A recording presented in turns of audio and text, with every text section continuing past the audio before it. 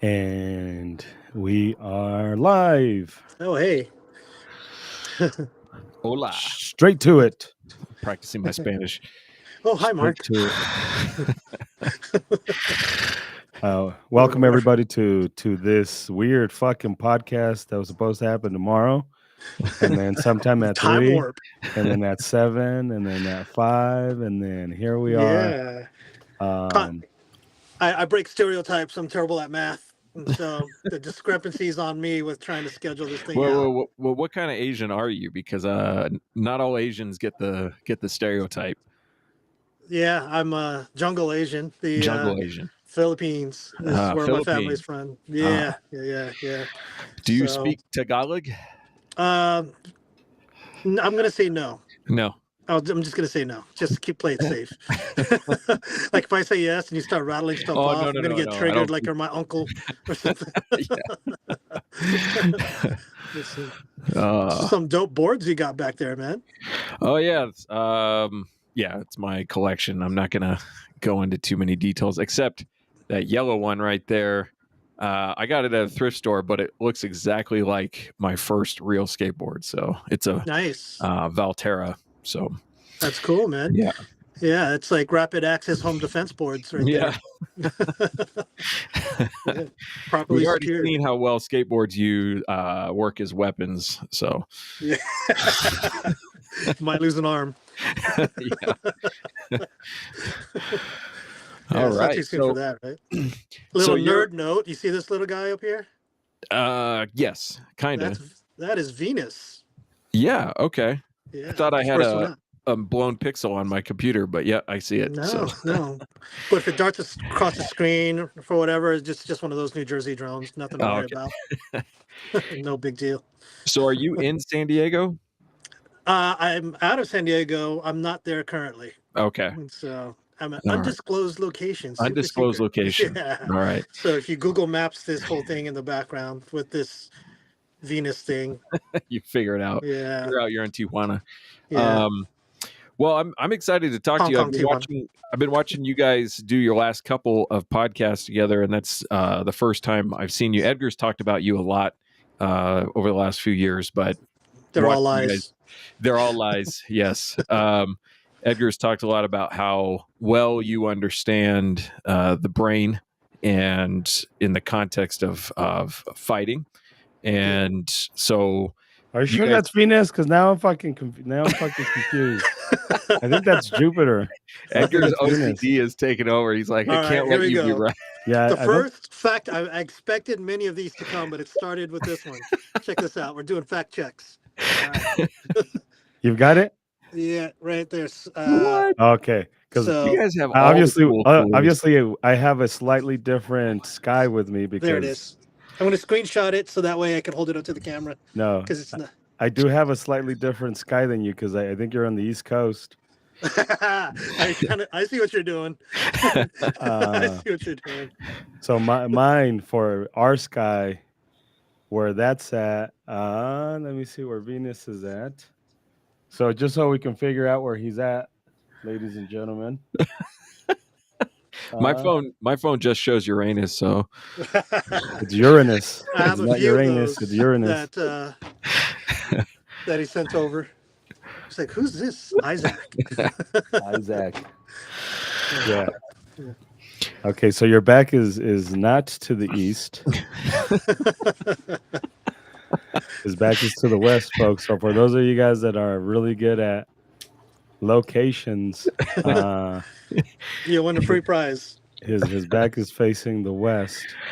So he's on the East Coast right now. So I have a few questions, but we already have a question, a fresh question, and actually I think this is an excellent question in the chat. Joseph is asking, best gun advice: pick one instructor, or you will get an information overload. Pick one instructor, I'd like to hear what you guys think. Well, you will get an information overload? Or you will get information overload. So, since you're our guest, Mike, I want to hear what you think about that. I need to better understand. Best gun advice is the question. Yeah. And they're saying which one of us is pick one instructor. Okay. Well, no, I think he's saying like just in general, stick to one instructor. I think that's what he's saying. Joseph, if you want to clarify, but I think that's what he means. Yeah, I'd like to, because everything comes down to context, which is going to probably drive the rest of the conversation. And so I wouldn't recommend training with like some CQB thing if you're a soccer mom that wants to learn home defense, right? Everything comes down to context. And so another way to think about it is like the best instructor for one topic may not be the best instructor for like another topic that I didn't English right. It sounded better in my mind, but well, this is something that Edgar's talked about before, which is like with the new Colorado training law, one of the things that's going to be required is that we discuss de-escalation in the class. And Edgar's point is like, I don't teach de-escalation. You shouldn't come to me for that. It's not what we do.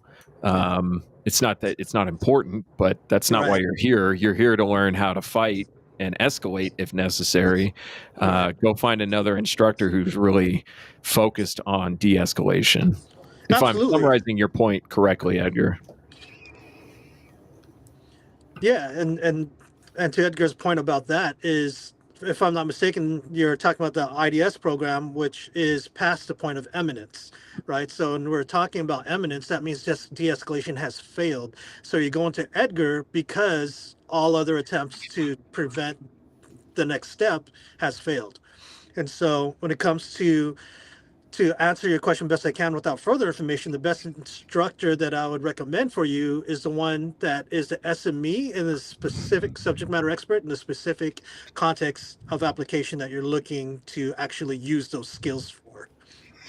Yeah, I see that a lot too on get on YouTube, and you see a lot of instructors and they're like, this is how I teach, this thing. This is how I teach side alignment. This is how I teach trigger control and all that stuff. But they don't usually do a very good job of setting the context of what they're talking about. They're like, well, we're shooting. And it's like, well, not all shooting is the same. And if you don't establish that context, then the viewer is just left to interpret that context. And they'll usually interpret in like, well, that's the kind of shooting I want to hit the bullseye like you hit the bullseye. So let me learn from you. And they've lost the plot with the context. Yeah. And I don't necessarily fall. I'm trying to be better at disparaging people that have frustrated me in the past, because I'm guilty of making the same mistakes as part of my evolution, right? Mm-hmm. The main difference is that I was fortunate enough to, by searching or by coincidence or by people in my life, have come across information that has provided deeper insight. And so everything that you described, I think it's symptomatic of a training industry as a whole, not limited to guns, whether it's martial arts or anything where you're trying to learn how to play basketball, where I think it's oversimplified that if you're good at playing basketball, then you can teach it. When people ask your background, they tend to not really emphasize their ability to teach and communicate. They emphasize their experience at the skill that they're teaching, right? Well, that has importance to some degree. If you can't communicate and transmit that information and reproduce your successes in your student, then you're not a good instructor, right? Mm-hmm. So this also kind of leads into Joseph's question in regards to what qualifies outside of contextually appropriate instructors, their capabilities. Is it important that they've killed people, right? Is it important that they've used their gun? It can be. It also may not be, right? And so I think if you're looking for an instructor, one of the most important things that you want to look for is their ability to create success in the student. And so rather than seeing what the instructor can do on the range, when you mentioned, I want to hit a bullseye just like you, I want to see footage of other students hitting bullseye. Mm-hmm. That's more important, right? Like, just because the instructor can do it doesn't mean that the students can do it, right? That's aside the point that you made earlier that might not even be relevant, right? Mm-hmm. Not all shooting's the same. And so when it comes to training methodologies, the next point I want to hit, when you look at martial arts, right? Today we have mixed martial arts, and prior to that we had combat arts like kickboxing, Muay Thai, judo, jiu-jitsu. Why did those emerge as certain arts that survived more than other commercial arts that became limited to for kids, right? I mean, you look at karate, taekwondo, kempo, things like that, became more of a hobby, right? Before things started getting more towards the entertainment side with modern wushu, which is a whole nother thing, right? That whole other thing is very athletic, but is devoid of any kind of application for personal defense or violence in general. But what has happened is when you look at some old school systems that people call traditional martial arts. I'm a traditional martial artist at heart, but I'm always open to evolution as well. It's one of those paradoxes. But when you look at traditional martial arts, you often get that old mantra of rehearsal to mastery with 10,000 reps, right? So you'll find the overvaluation in training kata or shadow boxing, really trying to perfect your technique, your mechanics, your mechanics, your mechanics. And then the idea was, okay, now throw them in sparring and they can't fight for shit. Well, I practice, maybe I have to practice 10,000 more hours. No, the context is entirely different. When you're practicing the mechanics alone, you're not getting all the other cues. When you're talking about sparring, you're interacting with an unpredictable stimuli, and there's other things with your human weapon system that needs to be conditioned and trained. Things like depth perception, your angle in relationship and orientation to the other person, the trajectory of your striking as it comes in, your ability to read body language and process that information. There's a lot more that is being neglected while you overfixate on your mechanics. So the best way to think about the mind and training method is like an orchestra. If we isolate dry gun training, I don't like the word dry fire because that kind of implicates the idea that we're pressing the trigger and we're dry firing just a dry fire. But there's a whole myriad of skills that we can practice with a cold gun, right? Which I think there's a lot of value to that. But if we practice in isolation, think about the mind as more of an orchestra. Each musician can, like, if you got a drummer, that individual drummer, there's certain value in that individual drummer in excelling his skills as a drummer or her skills as a drummer. Same thing with the violinist, right? They could really climb up to the top if they all train in isolation. But when it comes to perform with the group, you're limited by the rest of the ensemble. So if your violinist didn't practice or the rhythm is off, you're a slave to that. You could only go as fast as the rest of the group. So what tends to happen when people fixate on hitting bullseyes, when shooting really is, in defensive shooting at least, a balance between precision and speed, then you're not shooting fast enough or getting your gun out quick enough, or you're not in the optimal position to stabilize your gun like you always do when you're hitting bullseyes, right? We need to be adequate. We need to be sufficient in the stability of our platform to get the hits we need to get, but it doesn't necessarily require that which is required for bullseye shots, right? Mm-hmm. That level of breath control, that level of stability in your platform. When it comes to defensive shooting, we might very well be off balance. We might very well be off angle. We might have all these other funk phenomenons happening, right? Mm-hmm. And so getting as many of the ensembles to practice and rehearse together, the more efficient the overall performance becomes. Which and the ensemble is only going to sound as good as its worst player, right? 1,000%. I mean that's the idea. If you're really good at hitting bullseyes, but you suck at assessing information and making decisions, then you can't be any better than somebody who sucks at assessing information and making decisions. Even Absolutely. though this part works really well, yeah, and maybe the eyeballs focus on the front sight work really well. That's not the whole picture of the fight. And you're stressing and training the one thing without including the other parts that are deficient or not as proficient as the other skills. So absolutely. And further to your point, isolating that one thing in a controlled environment is like playing golf, right? But in defensive shooting, it's more like the disruptive environment of a basketball game when you got defenders trying to swat the ball out of your hand, mm-hmm. trying to impede your ability to take the shot, right? And so the amount of transference from having cool, calm, collected breath control, slow, smooth trigger press with no other disturbances will not translate well when you're not in that exact position that you had your successes in. The successes won't be produced. We call them performance diminishers. And that's really the question that I think should drive most considerations when developing training methods or even choosing a training method or instructor is really identifying what it is that we're training for. And then what are the performance diminishers that will prevent me from having success in applying the skill the way I wanted to? So that, I mean, I'm biased towards defensive shooting, you know, Mm-hmm. and that's really, really difficult challenge. And that applies to armed professionals as well, not just the civilians, but anybody could get ambushed, anybody could be taken by surprise, anybody could experience emotional valence, right? So when you talk about the ensemble, we only talked about different skill sets related to shooting, but there's also different skill sets. So one way to look at the musicians in an ensemble, I want you to look at your brain having ensembles of neurons. There's different chunks and different skill sets. So you have the stop the bleed skill set. You have your skill set with communicating with law enforcement. You have your skill set with interacting with other bystanders, other CCW carriers. You have the skill set of telling your family which direction to go in a home defense scenario, right? If we look at the fundamentals of home defense, we have at least 5 different skill sets there, like your ability to evade, your ability to get your family to a barricade, your ability to access your gun from a quick access safe while communicating all this, right? Let alone needing to decide how long you're going to keep 911 dispatch on the phone, on speakerphone, and when to hang up while all the chaos is happening.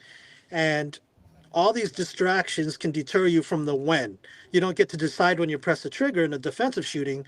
It's the imminent threat to your life that decides when it's time to press the trigger, right? And so we don't get the luxuries of premeditating our grip to some degree, right? Mm-hmm. Or premeditating all the things that's often required for high level marksmanship, right? And so while the idea of excelling at all these different things is a good idea, that actually diminishes all these other realms, all these other domains of skills.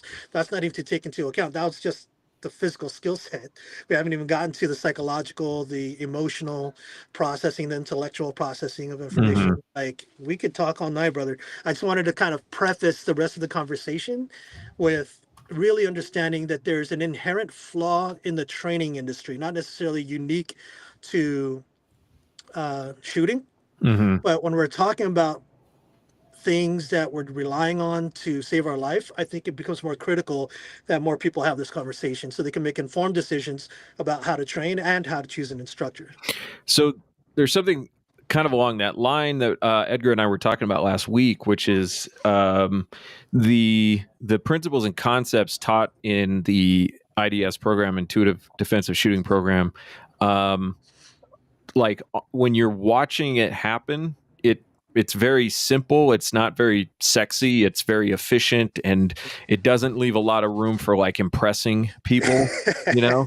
And Yeah. that if you're sitting there choosing between like, oh, I could train with this dude who's got like all the fancy talk and he's got the beard and the tattoos, and we're gonna do like gun belts and all this cool stuff. Or I could go train with this guy who's just like moving back and forth and shooting a target the size of a dinner plate. And, like, which one would you pick? Well, probably the one over here looks a little bit more fun, looks a little bit more in depth, even maybe looks a little bit more serious because the real efficient work looks effortless and simple. It's kind of like Tony Blauer's program, like you attack Tony Blauer and his hands are going to go up and that's it. Like, I mean, he's got other skills, but that's the essential fundamental beginning of his program, which is, one simple solution to the problem.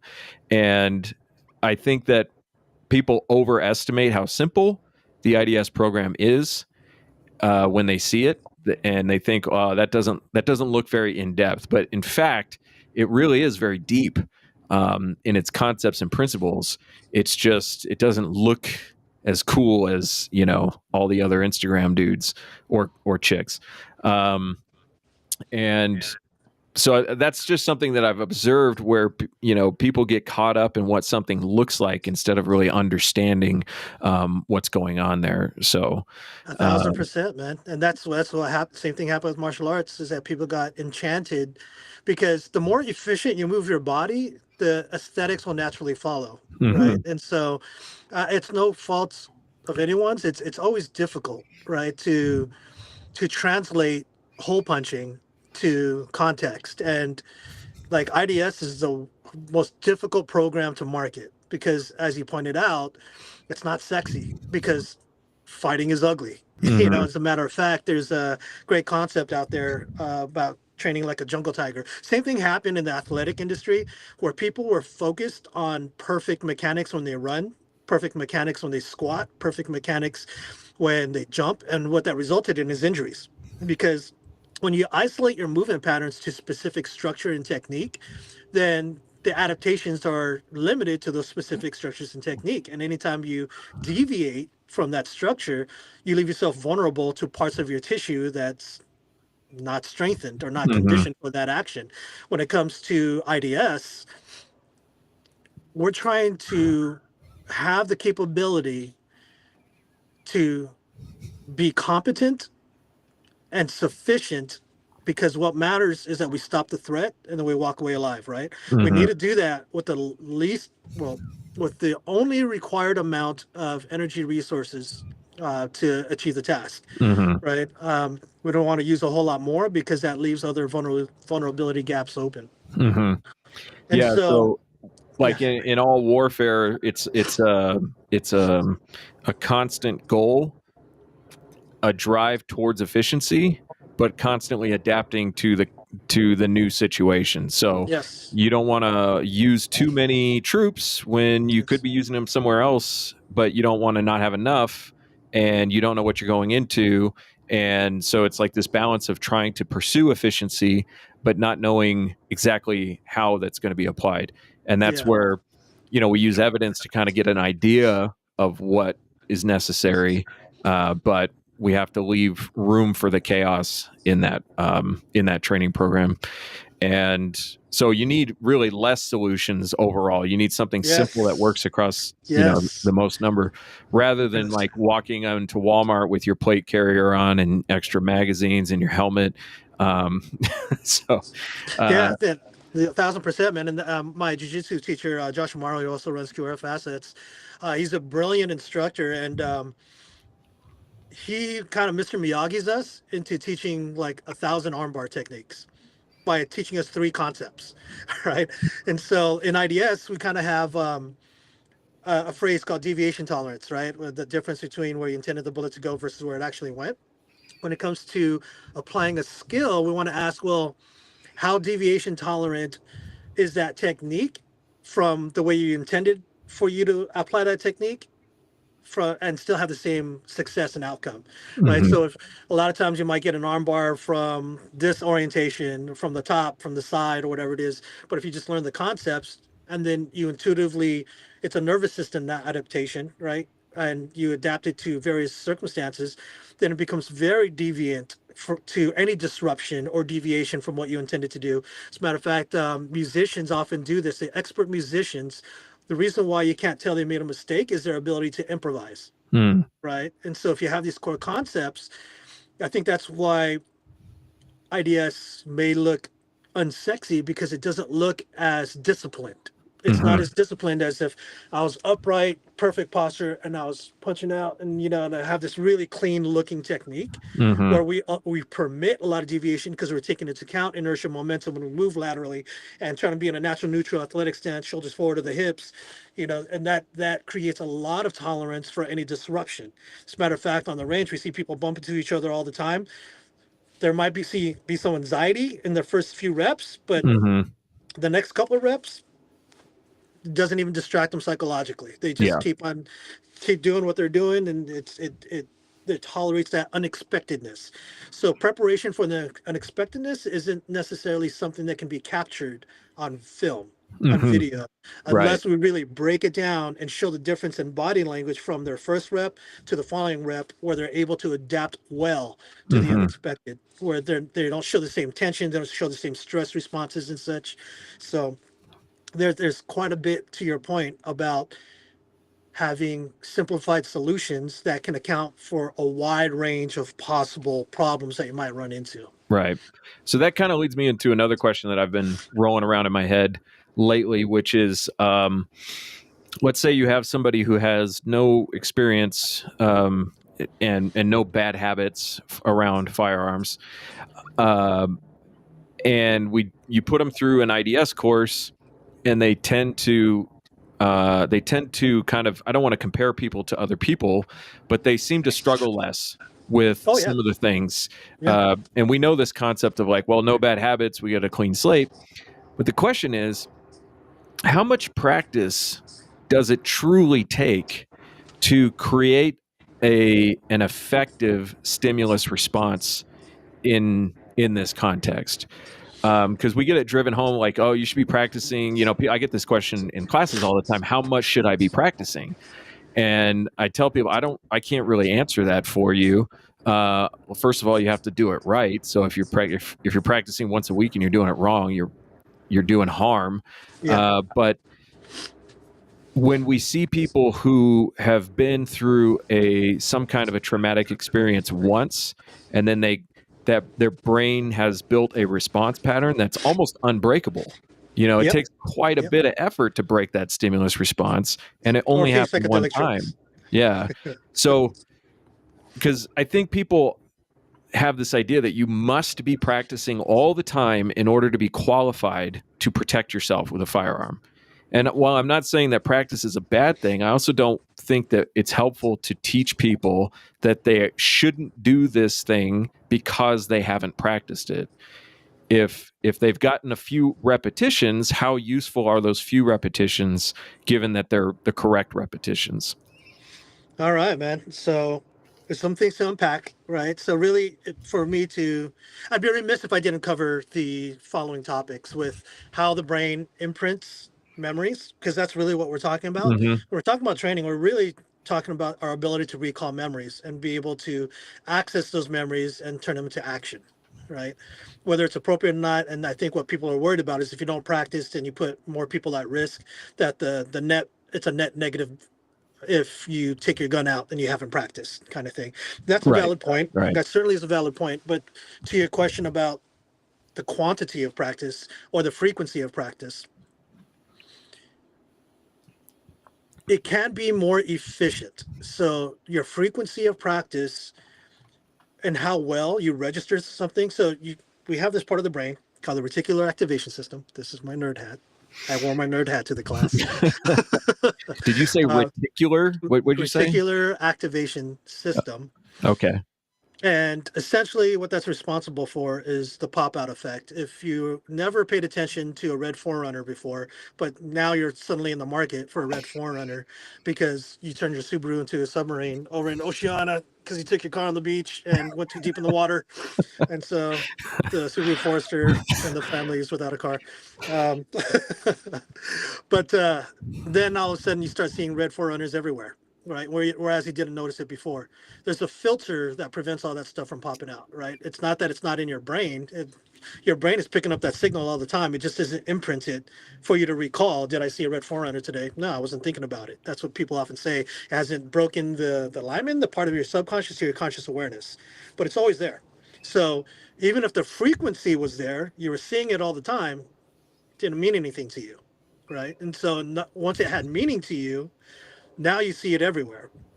And so the point I want to make with that is you can register the stimulus, which would be the need to use your gun. You can imprint that memory more efficiently by making your training environment a richer experience.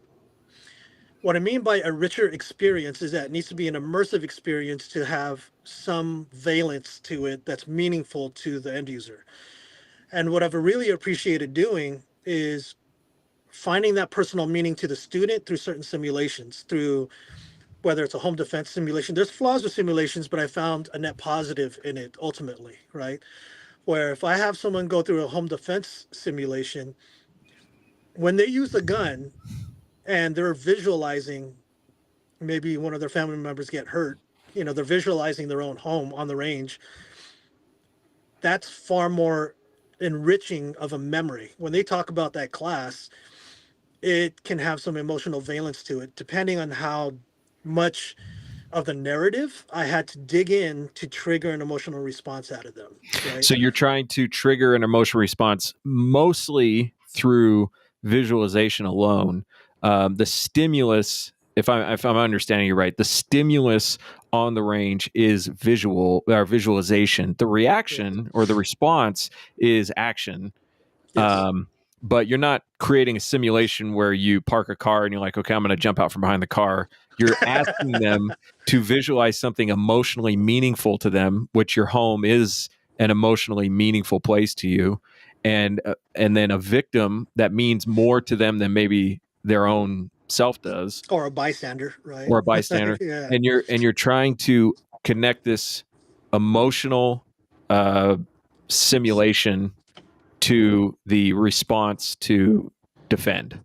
1,000%, because Okay. that's really the concern is this person qualified to use their gun if they haven't practiced in a while, right? And so what we really want to emphasize is the eminence, and that's when you take your gun out and use it, right? And then when they take out their gun out and use it with that much emotional valence or psychological, people call it stress, right? But stress is good for you.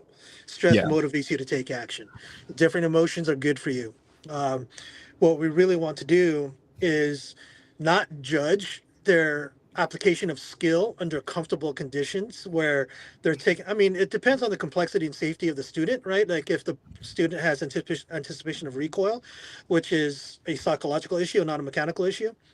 I mean, it results in a mechanical issue, but if you resolve the psychological part of anticipating recoil, then you can resolve the mechanical part. It is symbiotic, a two-way conduit for sure.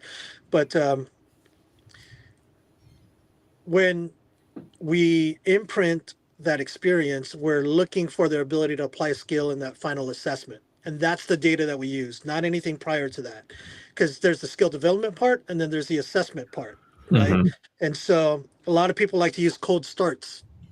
They like to use cold starts as an assessment. And I think that's a good start to seeing where you're at.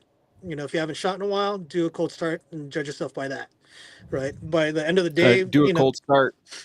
Do a cold start in as much context as you possibly can. Don't just that's stand it. there and like, let me just shoot one round at 5 Yes. yards. Yeah. Right. Do everything that you've learned how to do in the Yep. context of defensive shooting. Do your movement, do your balance, speed of precision, do Yep. your visualization of a need to shoot and a need to stop, and all of that on a cold start.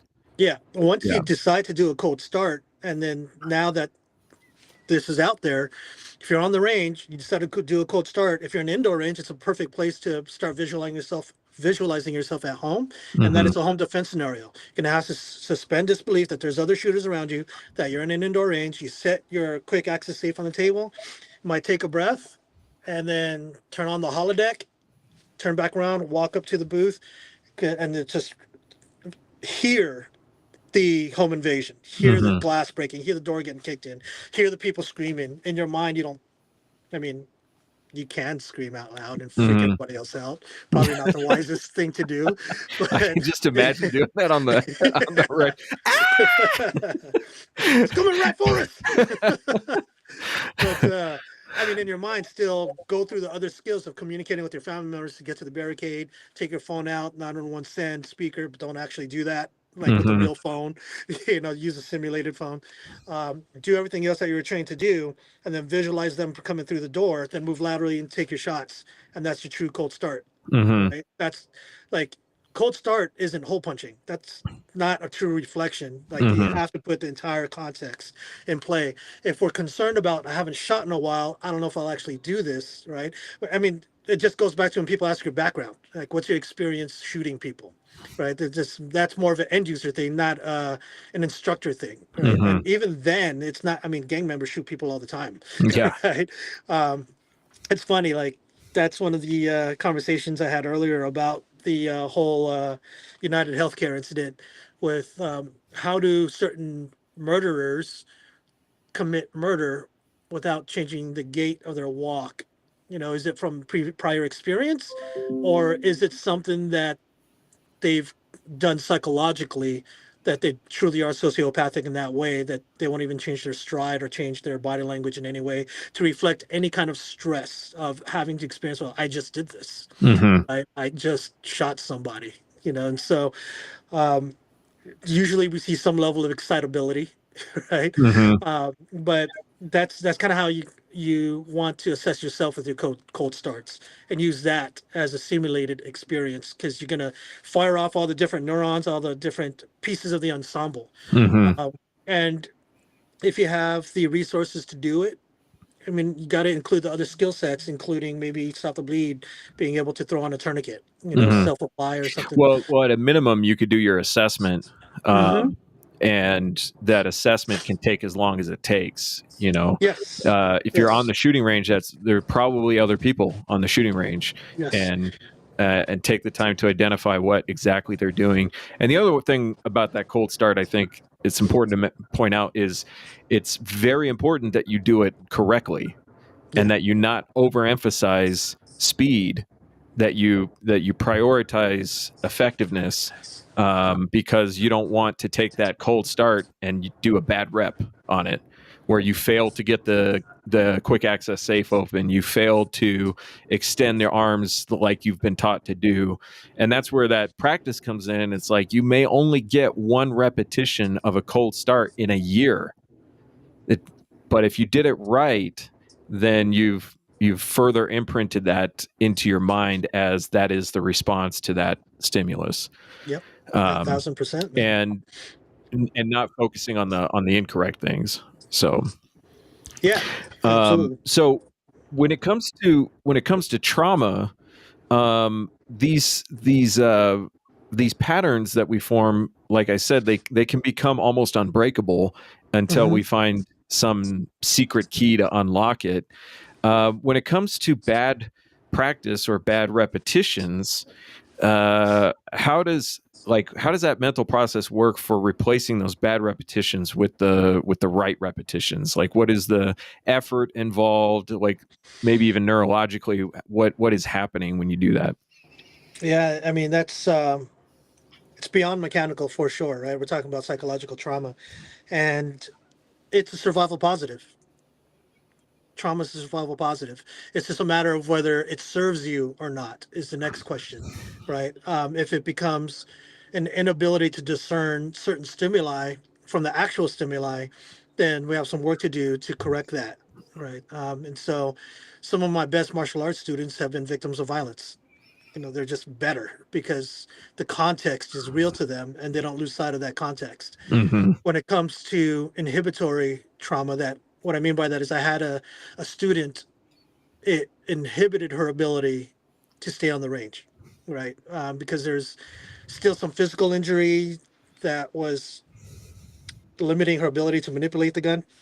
So every time under duress, still trying to do all that. I mean, as an instructor, we have to be very careful not to push them past that point, To right? re-traumatize them, basically, right? Yeah, yeah, absolutely. And that's tough because when you have 10 students on the range, you might not have the resources to focus exclusively on the body language of that. And you also have to have a trained eye, Mm-hmm. right? You got to have a trained eye to recognize signs of excitability in Mm-hmm. students, whether traumatized or not.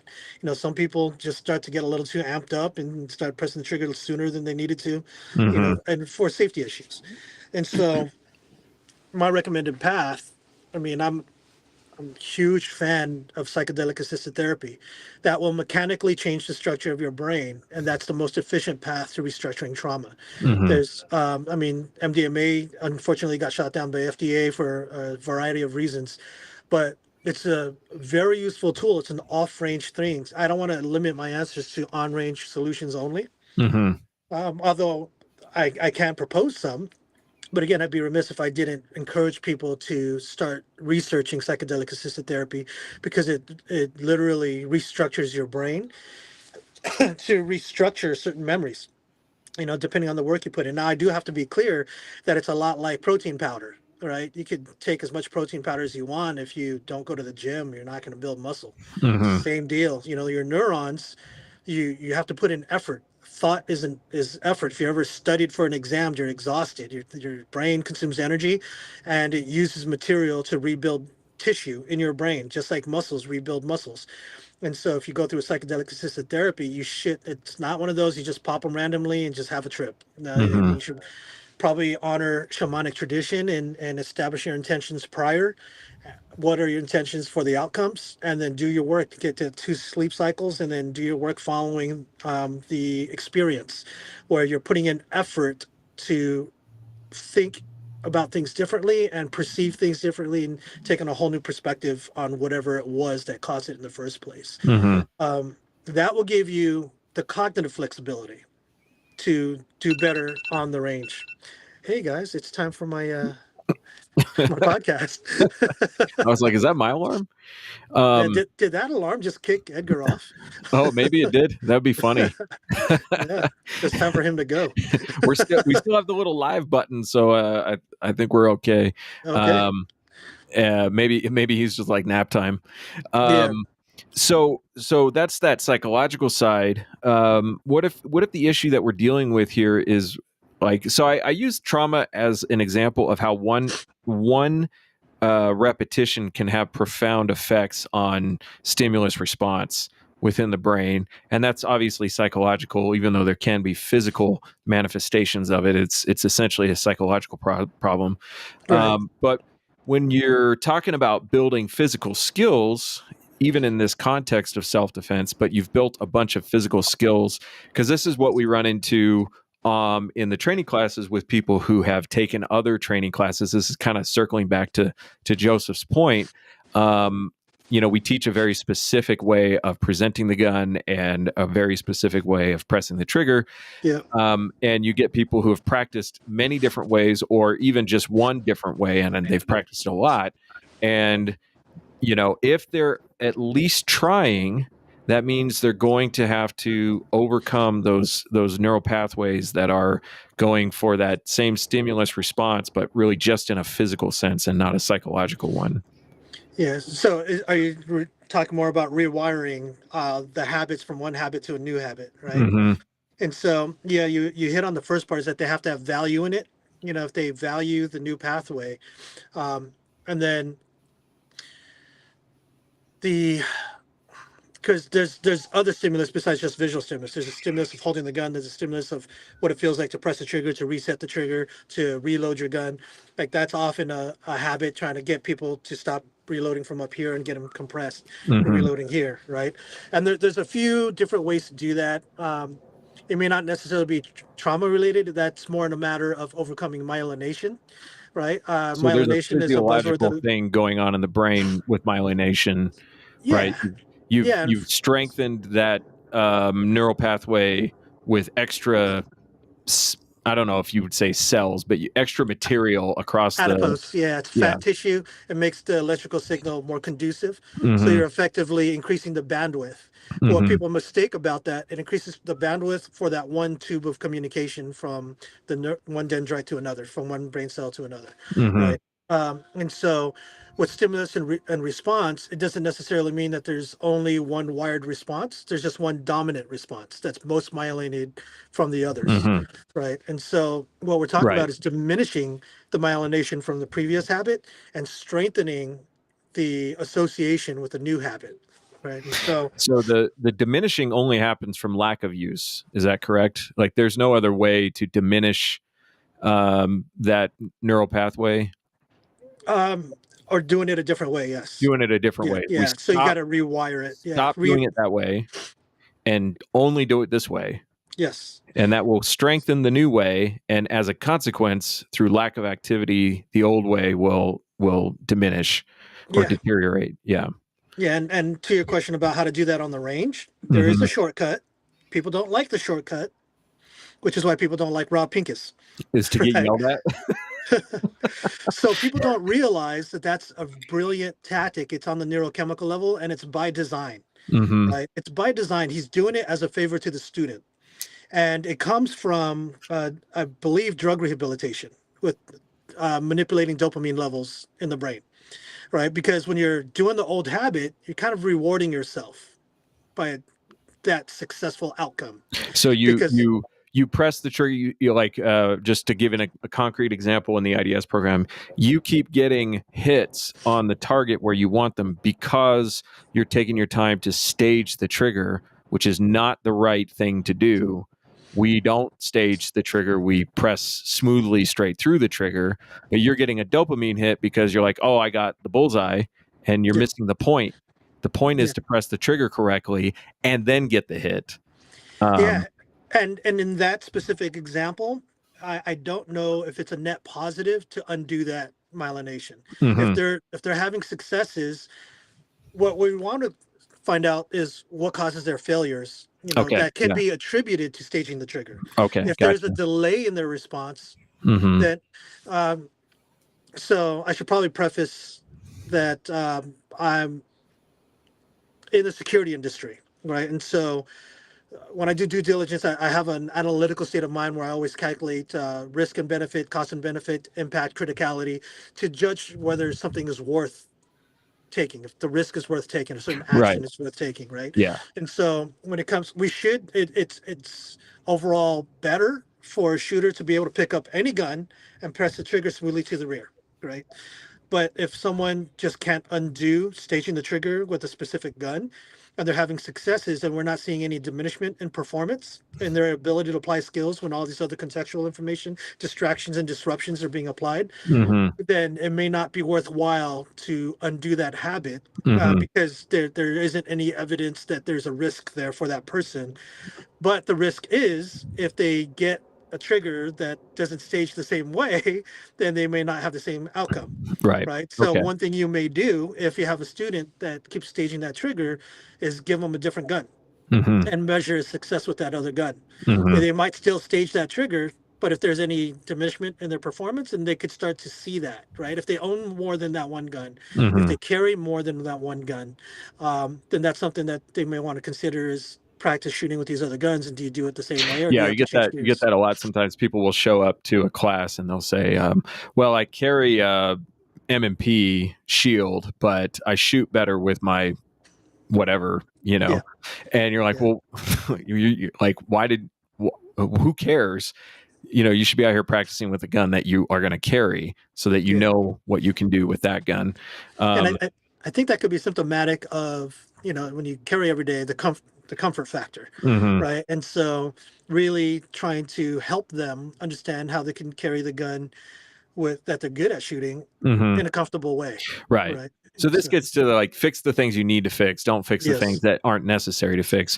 But going back to the yelling at the student, to get to your point about that dopamine response and breaking that pattern. So if they're reloading from up here, right? Because their only idea of success is they successfully reload the gun, but it's inefficient. It's not the best way to do it. Right. And so if they do it and they get away with it, then there's no motivational factor. Like dopamine motivates it. We want to chase dopamine. That's what motivates us to take action. Yeah. And so by taking that away every time they do it, make them feel stupid, make them feel like an idiot, that they only get the reward when they're in the compressed position. Then it motivates that change, and it motivates that other neuron that we're talking about to get more myelinated, right? And so that's how we reduce the myelination in this habit, that we have to eliminate that reward every single time. Once they do this, because the brain thinks I'm successful if I reload it. It doesn't matter if it's here, it's here. I'd like to do here, but it's okay if I do it here. You have to take that option away. If they're not able to do it by their own volition and their free will, they don't realize that there's a neurochemical thing happening that's actually inhibiting them. It's not really just a physical habit. It's a neurochemical reward system as well that's preventing them from deviating from what they're used to. So in a weird way, you hear people say out here, feelings don't matter and fuck your feelings and we're going to just do this right. And it's actually not true. It's no, it's not fuck your feelings, but I'm going to hurt the feelings I need to hurt. Yes. Because your feelings do matter. Very strategic. Like if you're a good instructor, you don't, there should be a reason for every action that you take and the sound that you make. Right. If you want to be the best instructor you can be, then you should be very strategic, and you should take pride in the outcome of each student, I think, in my opinion, right?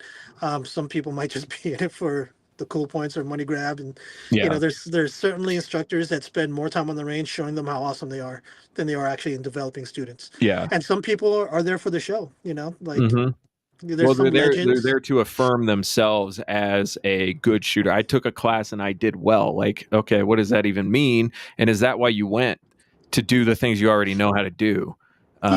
You know, and this happens in the classroom actually too, because you get people who will answer a question incorrectly, and if you tell them that they're incorrect, they're more likely to actually remember and consider your answer than if you just say, well, it could be true, but there's also another way to look at it. Like, no. Most of the time, if you're wrong, and you should want to know that you're wrong because you want to connect with the right answer.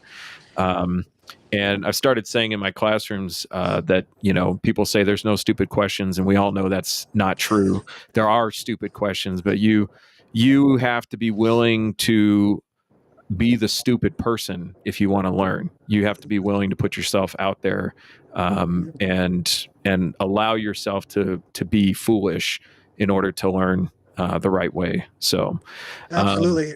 I do want to kind of address what you just said also, that, and put out the caveat that we do have to pay attention. If we're going to use the tactic of disparaging students to take away their dopamine, we do have to be able to read the student, because using that example of telling them they're incorrect, how we tell them they're incorrect could inadvertently also trigger their amygdala response, right? And if they get that amygdala hijack, now their frontal lobe's not working and logic is out the window. right. Now it's survival mode and they're just worried about other things. Right. And so now we're kind of doubling our work. Right now we have to overcome that amygdala response if we want to actually take some ownership over that student's progress. Now, some students just need to not be as fragile if we're talking about like shooting people. Yeah. Right. Yeah. But that's a real thing. It's a very real thing that can determine the outcome of that student. If they're just so wrapped up in their fight or flight that they're just fighting everything, then maybe, you know, one point is maybe that's not the person you want with a gun. Right. If they don't have that much emotional functioning. Right. Right. And so if they're unaware of that. And so I've gotten better at, if I detect that, at asking them, what do you value most in this class, right? Do you value my perception of you? Then I would like for you to do this. Are you doing that? Right. If you're not doing that, I'm going to keep criticizing you to not do that. If you would like for me to stop criticizing you, then do it correctly. Right. And I think that is a fair point to make. And usually I see some success following that. Yeah. Right. But if I keep harping on them without reading that they're kind of getting to a point of no return, then they're pretty much done for the rest of the class. Yeah. Yeah. So, I will say, though, that generally speaking, most people are pretty calm and reasonable, at least in the classroom. Most people are open, but you do get those people who, in my experience, it tends to be people who are very nervous about the context in the first place. Maybe something happened to them and they felt powerless, and now they're coming back into, you know, kind of revisiting the idea by just even being in the class. And you see that feeling of powerlessness, like I can't come up with the right answer, and I can't understand you, and I can't do this, but a lot of times people are very open and receptive, and using a combination of humor and as well as calling people out when they're especially when they're sticking to their wrong response, or they can't understand because they want to think that they have the right answer. I mean, we all want to be right. But so to some people, being right means that they don't change their mind. So, Joseph mentioned another one of my mistakes. I have a Glock, H&K, and Canic, all similar but not identical. Depending on the model, those could all be striker-fired handguns, and it may be similar enough that it doesn't really matter if you're comfortable and proficient around how they work. But if you got a H&K with a double action trigger and a Glock, like, that is very different. And I have a bunch of guns. That doesn't mean I carry them. So, Edgar, you're back. Did you have to go release the hounds? No, I've been replying and I've been doing stuff. It's pointless for me to be on if I'm not part of the conversation. Your big head gives me comfort. If I'm not part of the conversation, I'm just here fucking not doing anything. But I will disagree that they're close enough, because they're not. They might be striker fired, but now you have to take the physics into account. The angular momentum is going to be different. The overall weight of it. Not that weight actually matters in your hand. Like we're not going to be like it's 12 grams lighter. Like that's not it. But it is the way the physics works with your biomechanics that is different. The Canic tends to be have a slightly higher bore axis than the Glock.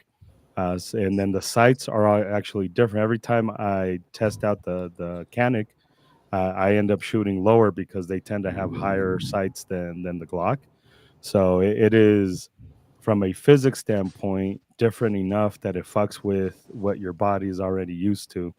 They're the same technology, but they're not used the same in any way, shape, or form. It's different. It's very different. And that circles us back to what you said earlier about having one solution to a myriad of problems, right? Andy's out. You had to go draw that. That's the only way to get him to show up is to say something wrong. He didn't want to listen to my follow up to his thing, but I can still hear everything. I'm here. I'm producing the fucking show. Like, how the fuck do you guys think there's fucking replies on the chat? Okay, Jacob. You know what though? We can't see the replies. Yeah, you guys can. No, not on the scrolling on the stream. Yeah, motherfuckers. Like, how does this pop? Oh, look at that. Yeah, I just minimized my window. Up. Yeah, if you put it on the screen, we could see it, but it doesn't show up in the chat. The replies don't. The replies don't. Yeah, that's fucking tarded. It shows up for the host, but it doesn't show up for the. I invited you to be a host. It's your fault for not fucking accepting it. So, yeah. You're not my supervisor. Hey, I'm super efficient, man. No, wait. If I'm not being effective, I'm not being efficient. So anyway, back to what you were saying. Yeah, so it's kind of the same deal with IDS not being as marketable on film because we don't obsess over what gun you use. The guns are the tool, but the end user is the weapon. Mm-hmm. Right? We want to train you to be able to pick up any gun and use it to defend your life and defend others. Like, it shouldn't matter. And that's why we teach the fundamentals the way we do. We get a high grip on that gun and we extend touch press, high center chest when appropriate. And once there's eminence, that we want to be able to have that smooth trigger press, and that's the value of what you're talking about. The reason why we want to have a smooth trigger press, so it doesn't matter what gun we pick up. We don't want to get too used to a specific trigger breaking wall, right? Where it's a specific distance, a specific trigger travel. And so it's good to get out there and pick up different guns and try different guns. And you'll notice that there is some deviation with your ability to apply skills. Some you're better at with certain guns, some you're less efficient at. What matters is where's that meeting at in the curve? Like how well can you get hits on target with a good balance of speed and precision all across different grip lengths, different barrel lengths, work it, be the weapon. So there's a question here of which gun owner are we really talking to here? A lot of gun owners will buy one gun, a handgun, maybe two guns, a handgun and a shotgun, or a handgun and a rifle, and they might take one class, maybe not a training class, just a class where you meet some government standard or whatnot, and they might go out occasionally and shoot that one handgun. And we're talking about, well, you should be able to shoot any handgun. It's like, okay, well, not everybody prioritizes learning the tool like the way that we like to think that they do. Sure. And so the way I would frame this is, if you're going to do that thing, if you're going to be that person who goes out and buys multiple firearms and does take training classes, then the principle here is like, it does benefit you to be able to handle all these different guns and use them proficiently and efficiently. But realistically, most handgun owners aren't going to be able to even tell the difference between a striker fired handgun and a double action, single action handgun. And so I think that's important for people who are listening sometimes and like, wow, like he's talking about all these different guns. I've only even held one, but for the people who are understanding where we're coming from with this bigger picture stuff. So, I mean, at least that's the way I look at it, because we see so many students and who come to the class because they need to, because they want to get a concealed carry permit, or at least they think they want to get one. They think they do enough just to even show up to the class. And then we don't see a lot of people returning for more classes or taking the shooting training and all that stuff. So I do think it's getting better. I think the gun industry has done a good job over the last 20 years or so to really push proficiency in context, maybe not always very well, but pushing the idea that responsible gun owners train for using the gun in self-defense, not just learn how to shoot or understand how to shoot a 22 rifle at a squirrel. So yeah. And to answer your question earlier about who is our audience, who are we talking to, every gun owner that I've spoken to, which is a limited data set, admittedly, say that yes, I would like to, if I needed to, I would use this for self-defense. Right? So I haven't met a single gun owner that says, nah, I'm just using this and I have zero intention of using it for self-defense ever, even if I needed to. Right? So we're talking to everybody. Anybody who's a gun owner, this applies, right? If whether you're just LARPing, which sure, I like to LARP, whatever. I like Comic-Con. I do all that stuff. But the idea isn't that don't practice with just one gun. Like if you only own one gun, get good at that one gun, but also train in such a way that has tolerance for being able to transfer your skills to other guns, right? That's why the IDS is set up as it is, right? Certainly there's certain habits that you'll create with how high up on the gun you grab and how well you manage recoil in certain positions, or even compromise unorthodox positions. But yeah, we're not saying if you only own one gun, you have no access to other guns, don't get really good at that one gun. What we're saying is get really good at that one gun through the fundamentals that apply to all other guns. Right. That's the main thing I wanted to clarify what I was saying about that. Right? That you don't have to go out and shoot. Makes sense. I mean, we're not going to sacrifice the truth of the program or the principles or concepts to accommodate like one type of person. It's true whether you own one gun and only practice once every 10 years, or if you own multiple guns and you're out practicing once a week. The same things are true. It's just the level of effort you put into that, and the way that you teach or learn those skills. So ammo is not cheap anymore. Ain't that the truth? So Joseph says, carried a Glock 22 for 23 years. So now any striker fired 9mm is like a 22 to me. Don't manipulate my shotgun or rifle or PCC. I think. Can I remark on the ammo thing? Yeah. Shooting is the easy part. There's so many other skills that you could practice without ammo. Presentation, different positions. You get into so let's talk about that dry gun training, because this is a question that comes up a lot.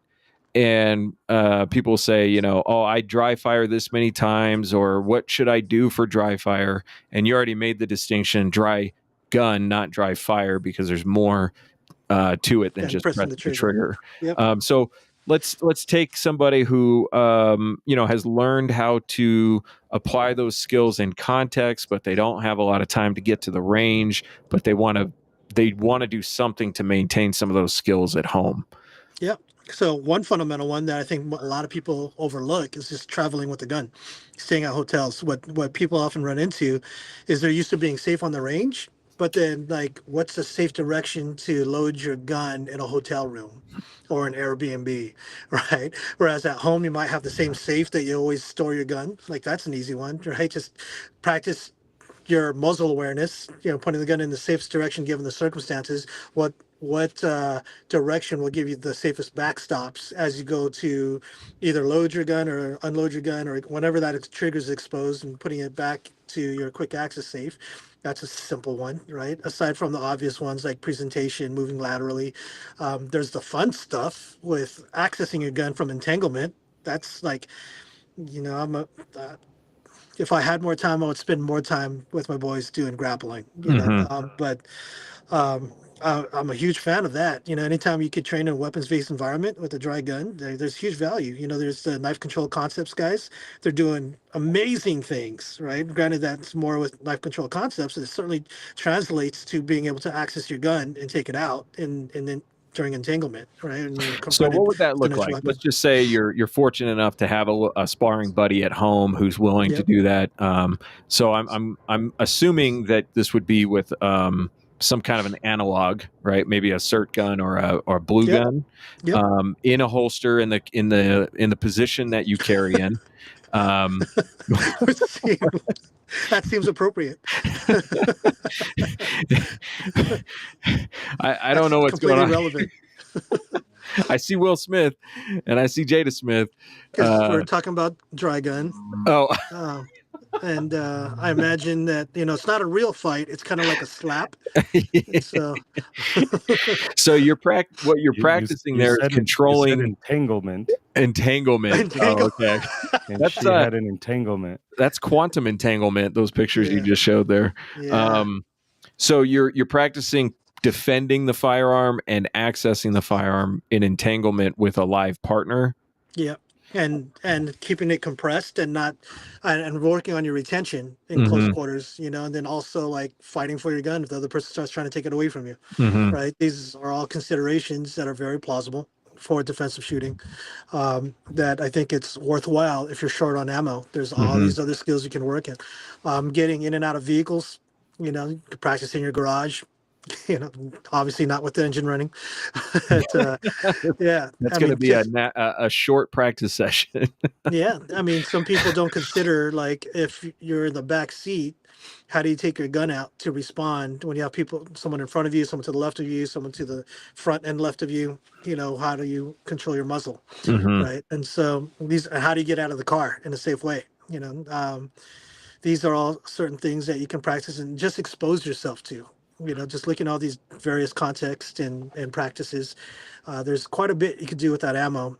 Most of the work, I think, is going to be entanglement type stuff, aside from coming out of the holster, moving laterally, practicing. Like, there's some corrective exercises you can do, right? Like if you're not engaging your shoulders well enough, right? These are kind of things you can do in isolation.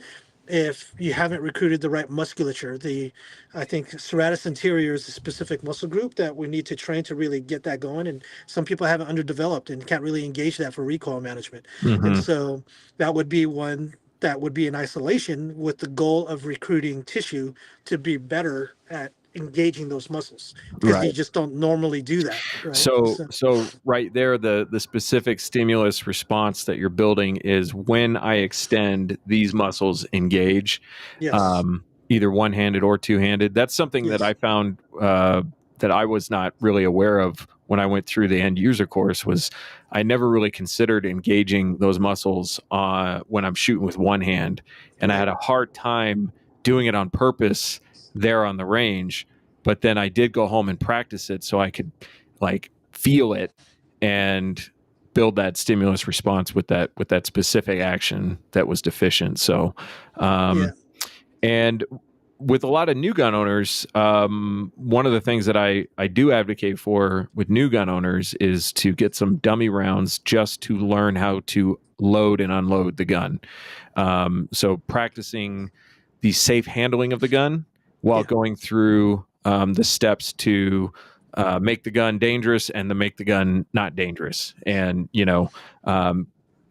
giving people a clear pathway on just that single step. It's not a defensive context. It's just having a firearm in the home and managing the risk of the firearm in the home by learning how to control the muzzle and control your trigger finger and know the condition of the gun. So, these are all things, off-range things that are real life things that, like, 99% of the time, that's we're at risk for, right? There's all this worry about negligent discharge, about injury unrelated to defensive shooting. And so these are also skills that we need to practice and have it become second nature, how our safe handling of the gun, and you kind of brought up a good point about the stimulus response. We always want to have that context in mind, whatever we're doing, just like what we said with the cold the cold starts, right? Depending on what we're doing, we need to make sure that we turn on that holodeck and we start applying that context to our practice. Yeah. So the dry firing of the gun is missing some pretty important elements, right? If you press the trigger and you don't get the noise and the recoil, and for most dry fire, you get one trigger pull before you have to reset the gun. So you're really dancing with the devil there with training things out of context, and pursuing that single fundamental skill without the rest of the orchestra. Now, I understand that there are some tools out there that do a better job of that. In my own experience, the Cool Fire system does mimic recoil pretty well, not great, but pretty well. Does give you some noise, more than what you're probably used to hearing indoors, and has a system for accountability of accuracy, if you get all the extra cool stuff, not just the firearm itself. So there, but that's an expensive system. It's $400-500 just for that system, as opposed to a lot of people rely on cheap little lasers, but you don't get the resetting of the trigger. You don't get any kind of movement of the slide, no noise or anything like that. So what I found as the highest ROI for dry fire is as a diagnostic tool, because most people who anticipate recoil don't realize that they're moving the gun the way they are, right? And so what we really need to do to start taking corrective action is to bring that movement to their conscious awareness. And so what I've done on the range is I'll have them shoot. You'll clearly see that low left placement. And if I can be slick enough, I'm not always slick enough, but it can still work. Is I ask them to hand me the gun. I'll take the magazine out. They're still around in the chamber. Ask them to shoot again. They pull. They jerk the trigger. Then the slide will actuate, and they'll think that the gun's going to explode again. And I mean, it's an explosion in front of your face, right? And we're essentially like gripping onto it as it happens. And that next rep will be a dry fire. And what often happens is there's a lack of explosion, so they get to see how much that muzzle moves when they milk the grip or jerk the trigger in any way. Then they're like, holy crap, I didn't realize I was doing it that much, right? And so reinsert the magazine, live fire, check your placement, shooting low left, take it out. I'm sorry, live fire. Live fire a few shots, take the magazine out. Live fire and then dry fire, see if you're still making the same mistake as a diagnostic tool. So that way you're aware of the kinesthesia, because people can't feel that they're doing it, right? But once you start putting it in your awareness while still under some threat of an explosion that's going to happen in your face, I see more progress with that over doing 10,000 reps dry fire and then do maybe 1 or 2 shots live fire with success, and the remaining reverting back to anticipating recoil, right? Which is what often happens, right? So, yeah. And so, well, did you want to say something else, sir? Oh no, that's essentially it. So I had another question, but it eluded me at the moment. But I do another question about like martial arts training, because this is all in the same context here of if you're using martial arts training to prepare for self-defense, and not for competition and not for sport. It's violence. You're just getting good at violence. How do you recreate that context when you are working against another person, but obviously the goal is not to hurt the other person, but we don't want to build bad training habits? Sure. I'm curious how that works, because with the gun I get to shoot a piece of paper and the paper doesn't bleed, and everything's fine. But if you squeeze too hard on somebody's neck, you're gonna burst a blood vessel, and you're not gonna have a fun training partner anymore. So yes. So the answer is twofold, because we're talking about striking and we're talking about grappling, right? And I think it was it Adesanya? There's a few of the UFC's best strikers that talk about that they rarely do hard contact. There is value in hard contact, but not value in frequency of hard contact, right? There's a lesson to be learned. There's a specific lesson to be learned with hard contact, and that's your follow through, your power, and also your ability to take a hit, right? So it doesn't come as a psychological shock, right? But it does come at a cost. So you want to reduce that frequency. But a vast majority of the skill development doesn't require hard contact. So you could go at speed and still pull your punches and still work those trajectories, still work your depth perception, still work your timing, rhythm, angles, all that other stuff. And the best strikers have the highest successes that haven't put that much frequency into hard contact. And that's how you could mitigate the risk of injury when it comes to striking. You know, when you're young, you can toughen your shins, you can toughen your thighs to take certain shots and everything, but it's not sustainable. We get older, it's going to go away. And if you keep doing it, then you're going to develop some unhealthy tissue that's only useful if you're going to die young, kind of thing, right? When it comes to grappling, so when it comes to throwing somebody, right, the risk comes from having a training partner that panics in mid throw, right? And that's where you get spinal injuries and such, right? And so obviously you have to have training partners that know how to break fall and that you have a level of trust with, because when you see people do a throw and they land on their back or their hip, it's because the thrower is actually pulling up to prevent their head from hitting the ground, right? But the actual application is to drive their head into the ground. Obviously, we can't do that with training partners. And so you have to have a training partner that trusts that they're going to follow through in their throw and make sure that your head is protected, you're doing your job in tucking in your neck and doing your break falls and all that good stuff, right? Throwing is probably one of the highest risk practices out there, just because when you're sparring, if someone spazzes and tries to prevent it mid throw, you have to also recognize when you're already getting thrown, where you're at the point of no return and you just got to eat it, right? If you don't eat it, then you risk yourself getting injured. I have a buddy who competed in France, and it was such a competition that he got actually slammed on his neck, and it was bad. It was real bad. Because he tried to stop it. He tried to stop it, and then but it was already going, so the guy used more force, and it was just one of those things where it's just freak of accident kind of thing. He's fine now, but it was a bad injury. When it comes to submissions, right, chokes and such, you really don't need that much. Well, let me take it back. There's different ways to choke people. I mean, people know about blood chokes and tracheal chokes or air chokes, right? There's certain risk of damage to the trachea. But that's the onus is on the partner to tap out. Right? You have to recognize if it's in, just tap. Just tap out. The drilling side is really up to the coach to create drills that get us close to sparring with its wide boundaries of unpredictability, but there's guidelines where it's going to stay inside those boundaries, so it's controlled, right? So if you're working arm bars, then there's certain parameters that you can apply that and still have it close to sparring without it opening up to all these other possibilities that increase the risk of injury. Right? So this is more on the trainer side.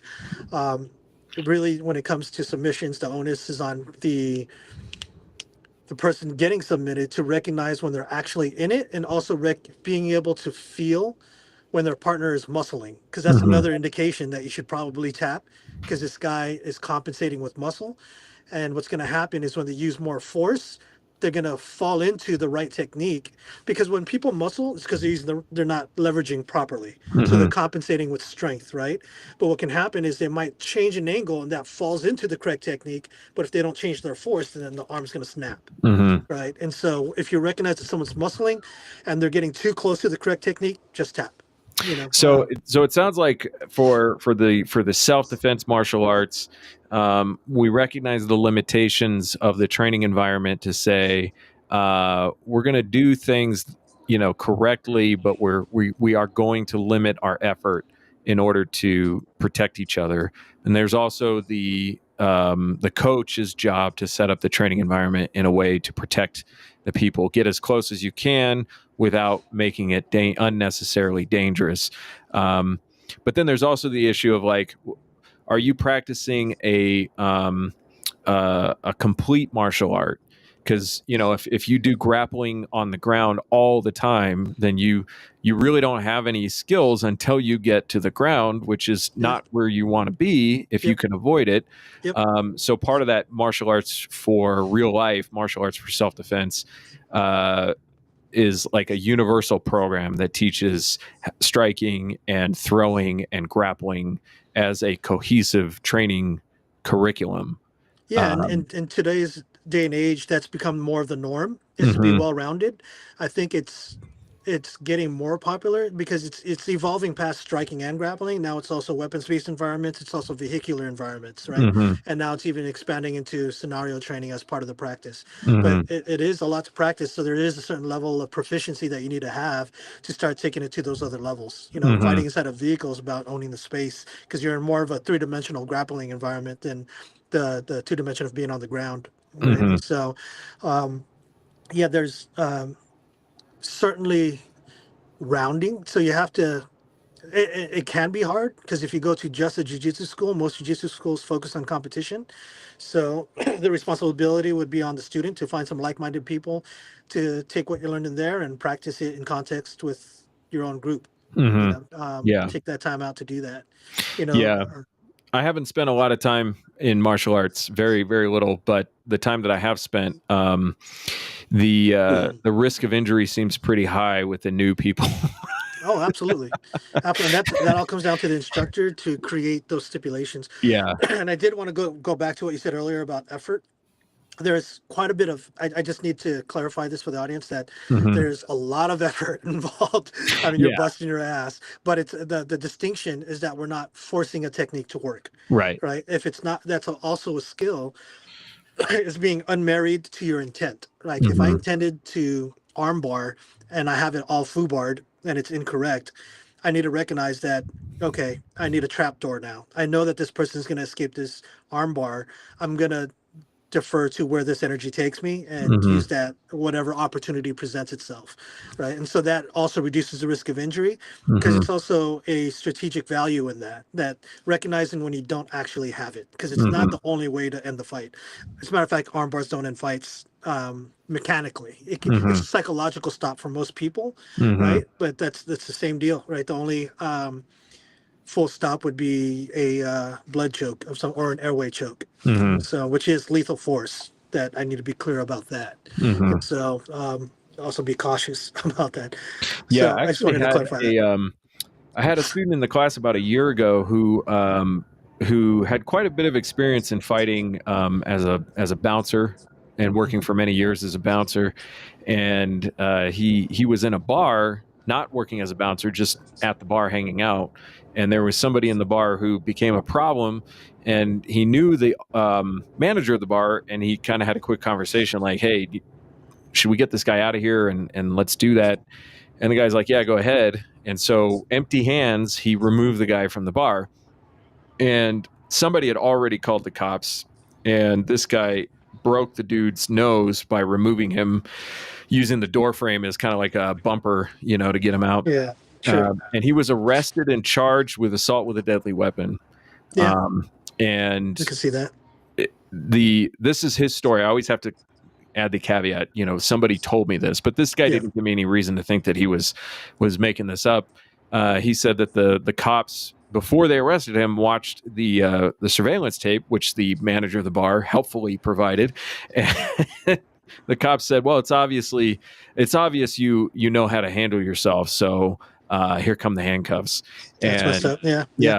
Whereas you could have the same result. You could have the guy removed from the bar with a broken nose with somebody who just got lucky, who didn't really know what they were doing, and might get treated very different by the cops, just saying, like, well, it's a fight or something like that, and not getting charged with a felony assault charge. So when you apply these things in the streets, you have to recognize that, the way that you're perceived to be acting as a trained or experienced person can change the charges or potential charges that you find yourself in, which people connect that to, well, I have to register my hands as deadly weapons, is like, no, that's not true. But if you know what you're doing, you can absolutely end up with more serious charges.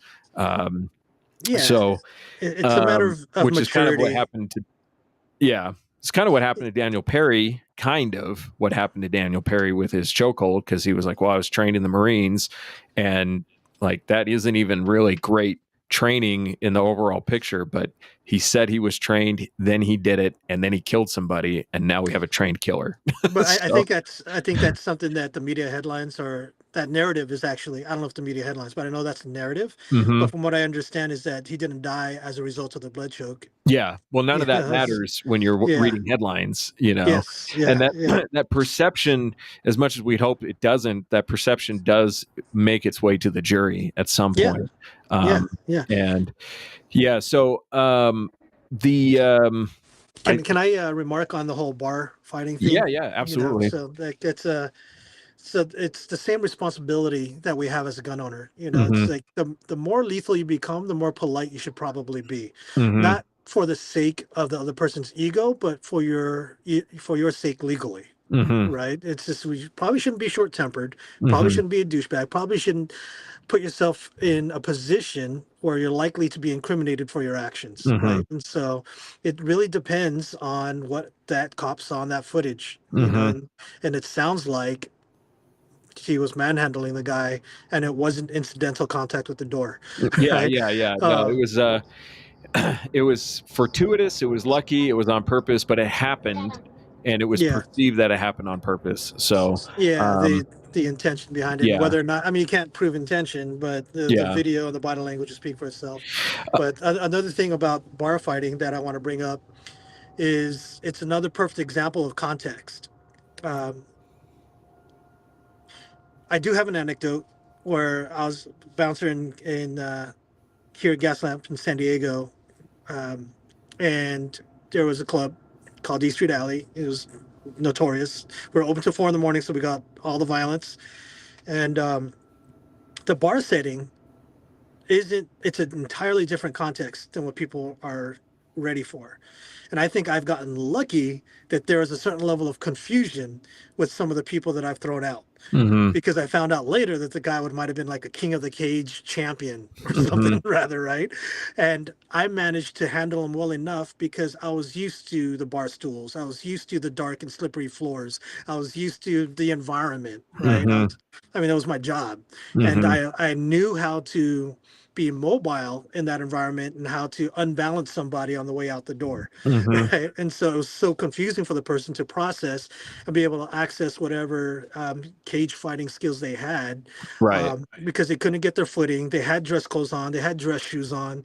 You know, there's all these other things that disrupted that neural pathway from being able to access that skill. So earlier when we were talking about myelination, your ability to leverage that bandwidth of communication is only as good as your ability to tap into that tube in the first place, Mhm. right? So if all the other stimulus isn't processing that, isn't Right. signaling There's that there's no response, physiological path from the new stimulus to the trained response. absolutely. And so So trying it to make it fit, it right. doesn't work that well, right? And It so, doesn't work that well. It can mm, work, but yeah, you have so much less control over it, yes. because it's And so there's so highly much more delay delay. Yeah. in your response time, right? Because there's processing time. There's like a neural strain where you have Mhm. to figure it out and get used to it and like try to improvise that. Now, if you're an expert, you can probably figure it out very quickly, right? Mhm. And that's the value of being concept based rather than technique based, right? Have Right. a simple concept that can solve a myriad of problems. Mhm. Yeah. Yeah. I wanted to go back to something you said about just falling, and understanding your body in space and that proprioception, to know that you're being thrown and to know that this is happening. And if you do the wrong thing right now to protect yourself, which may be more instinctive, and you haven't trained the automated or automatic response to that proprioception feeling, because like when you're being thrown, like the whole world is spinning, Hmm. and you can't really make sense of it other than just to know that you are spinning. Yeah. And if you panic, you're going to put your wrist down where it shouldn't be. You're going to let your head move in a way that it shouldn't move. And kind of in reference to those skateboards behind me, this is something that I learned ever since I was a little kid. Is you have to learn how to fall, and you Hmm. never know how you're going to fall but you know it's going to happen, and you've got to do it in a way that prevents injury. And this is something that comes up a lot in classes when we start talking about how important that proprioception is most people don't know what that word even means, but they do understand knowing where your body is in space and cues that are not visual. Proprioception or probioception? Proprioception. Okay. I just Are want you to make making sure I fun got of the my right shit speech up. impediment? Yeah, I just want to make sure I got the right shit up. Sir, it's called an accent. And then he dipped. You hurt his feelings. He dropped his dopamine too much. Yeah. Now I'm never going to say probioception again. So the using that reload as an example, because I did have somebody in a class recently who was like, I'm trying to do it the way you're telling me to do it, but it's really hard because it feels so slow compared to the way that I've learned how to do it. And I'm explaining to him, yes, but you're using more reliable stimulus than what you're used to using, and responding to that stimulus with what will be more efficient in context. So that's true in kind of any context, like, F1 Formula race car drivers, martial arts, any kind of physical sports.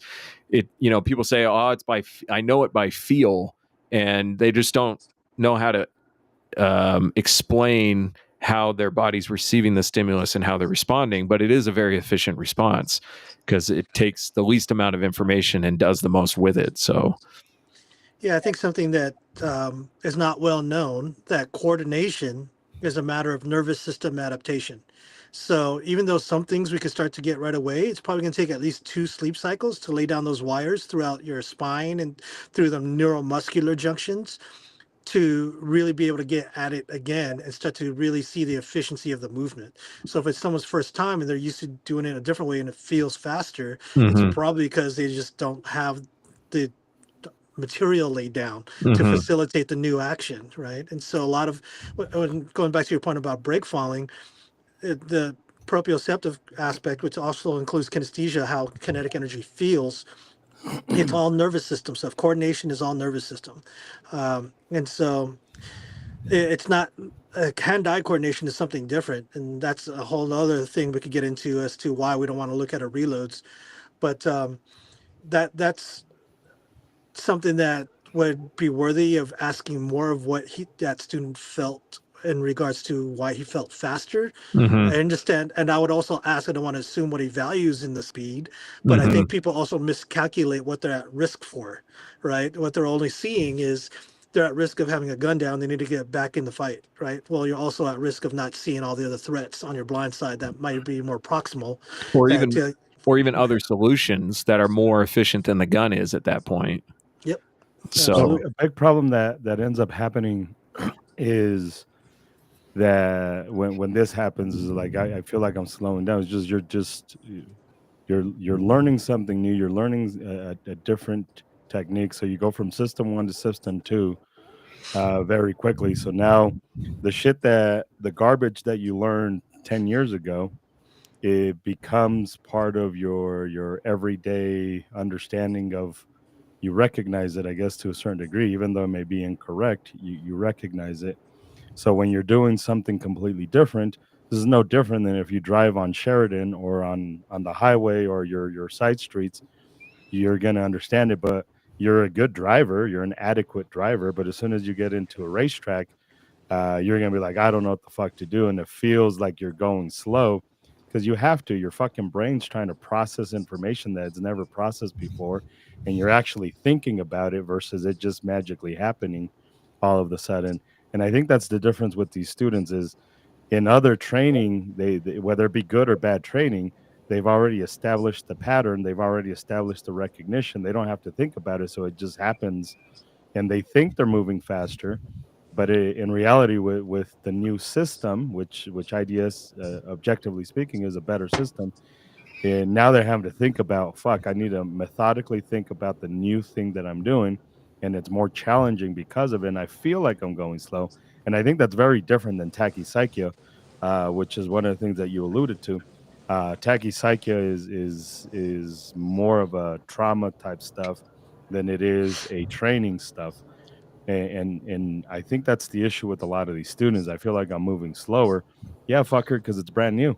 Of course you're fucking moving slower because you're having to Yeah. really think about it and be deliberate with the movement. Yeah, and to that point, some people also say things like, "Oh, it's my muscle memory," and that's only half true, right? I think people misunderstand what muscle memory is, and it's more like memory foam. Like a pillow doesn't have memory, but it can retain its shape.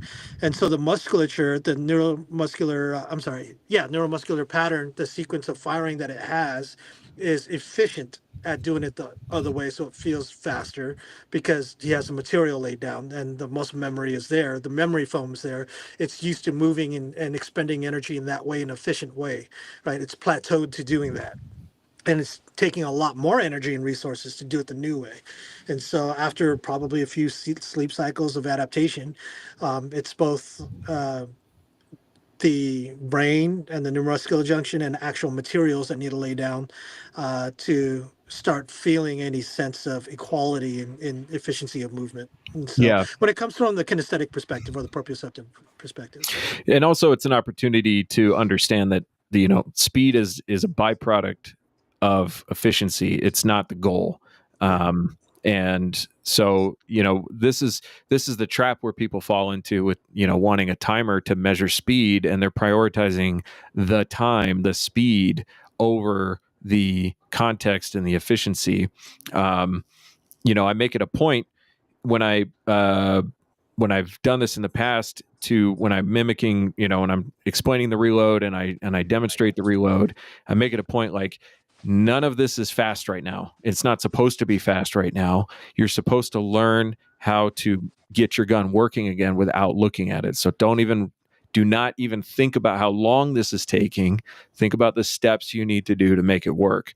And then the people who really do apply that principle, they get pretty efficient with it even by the end of the class. But the people who fail to keep those steps in place and they keep looking at their gun, they're never going to actually get any faster at it.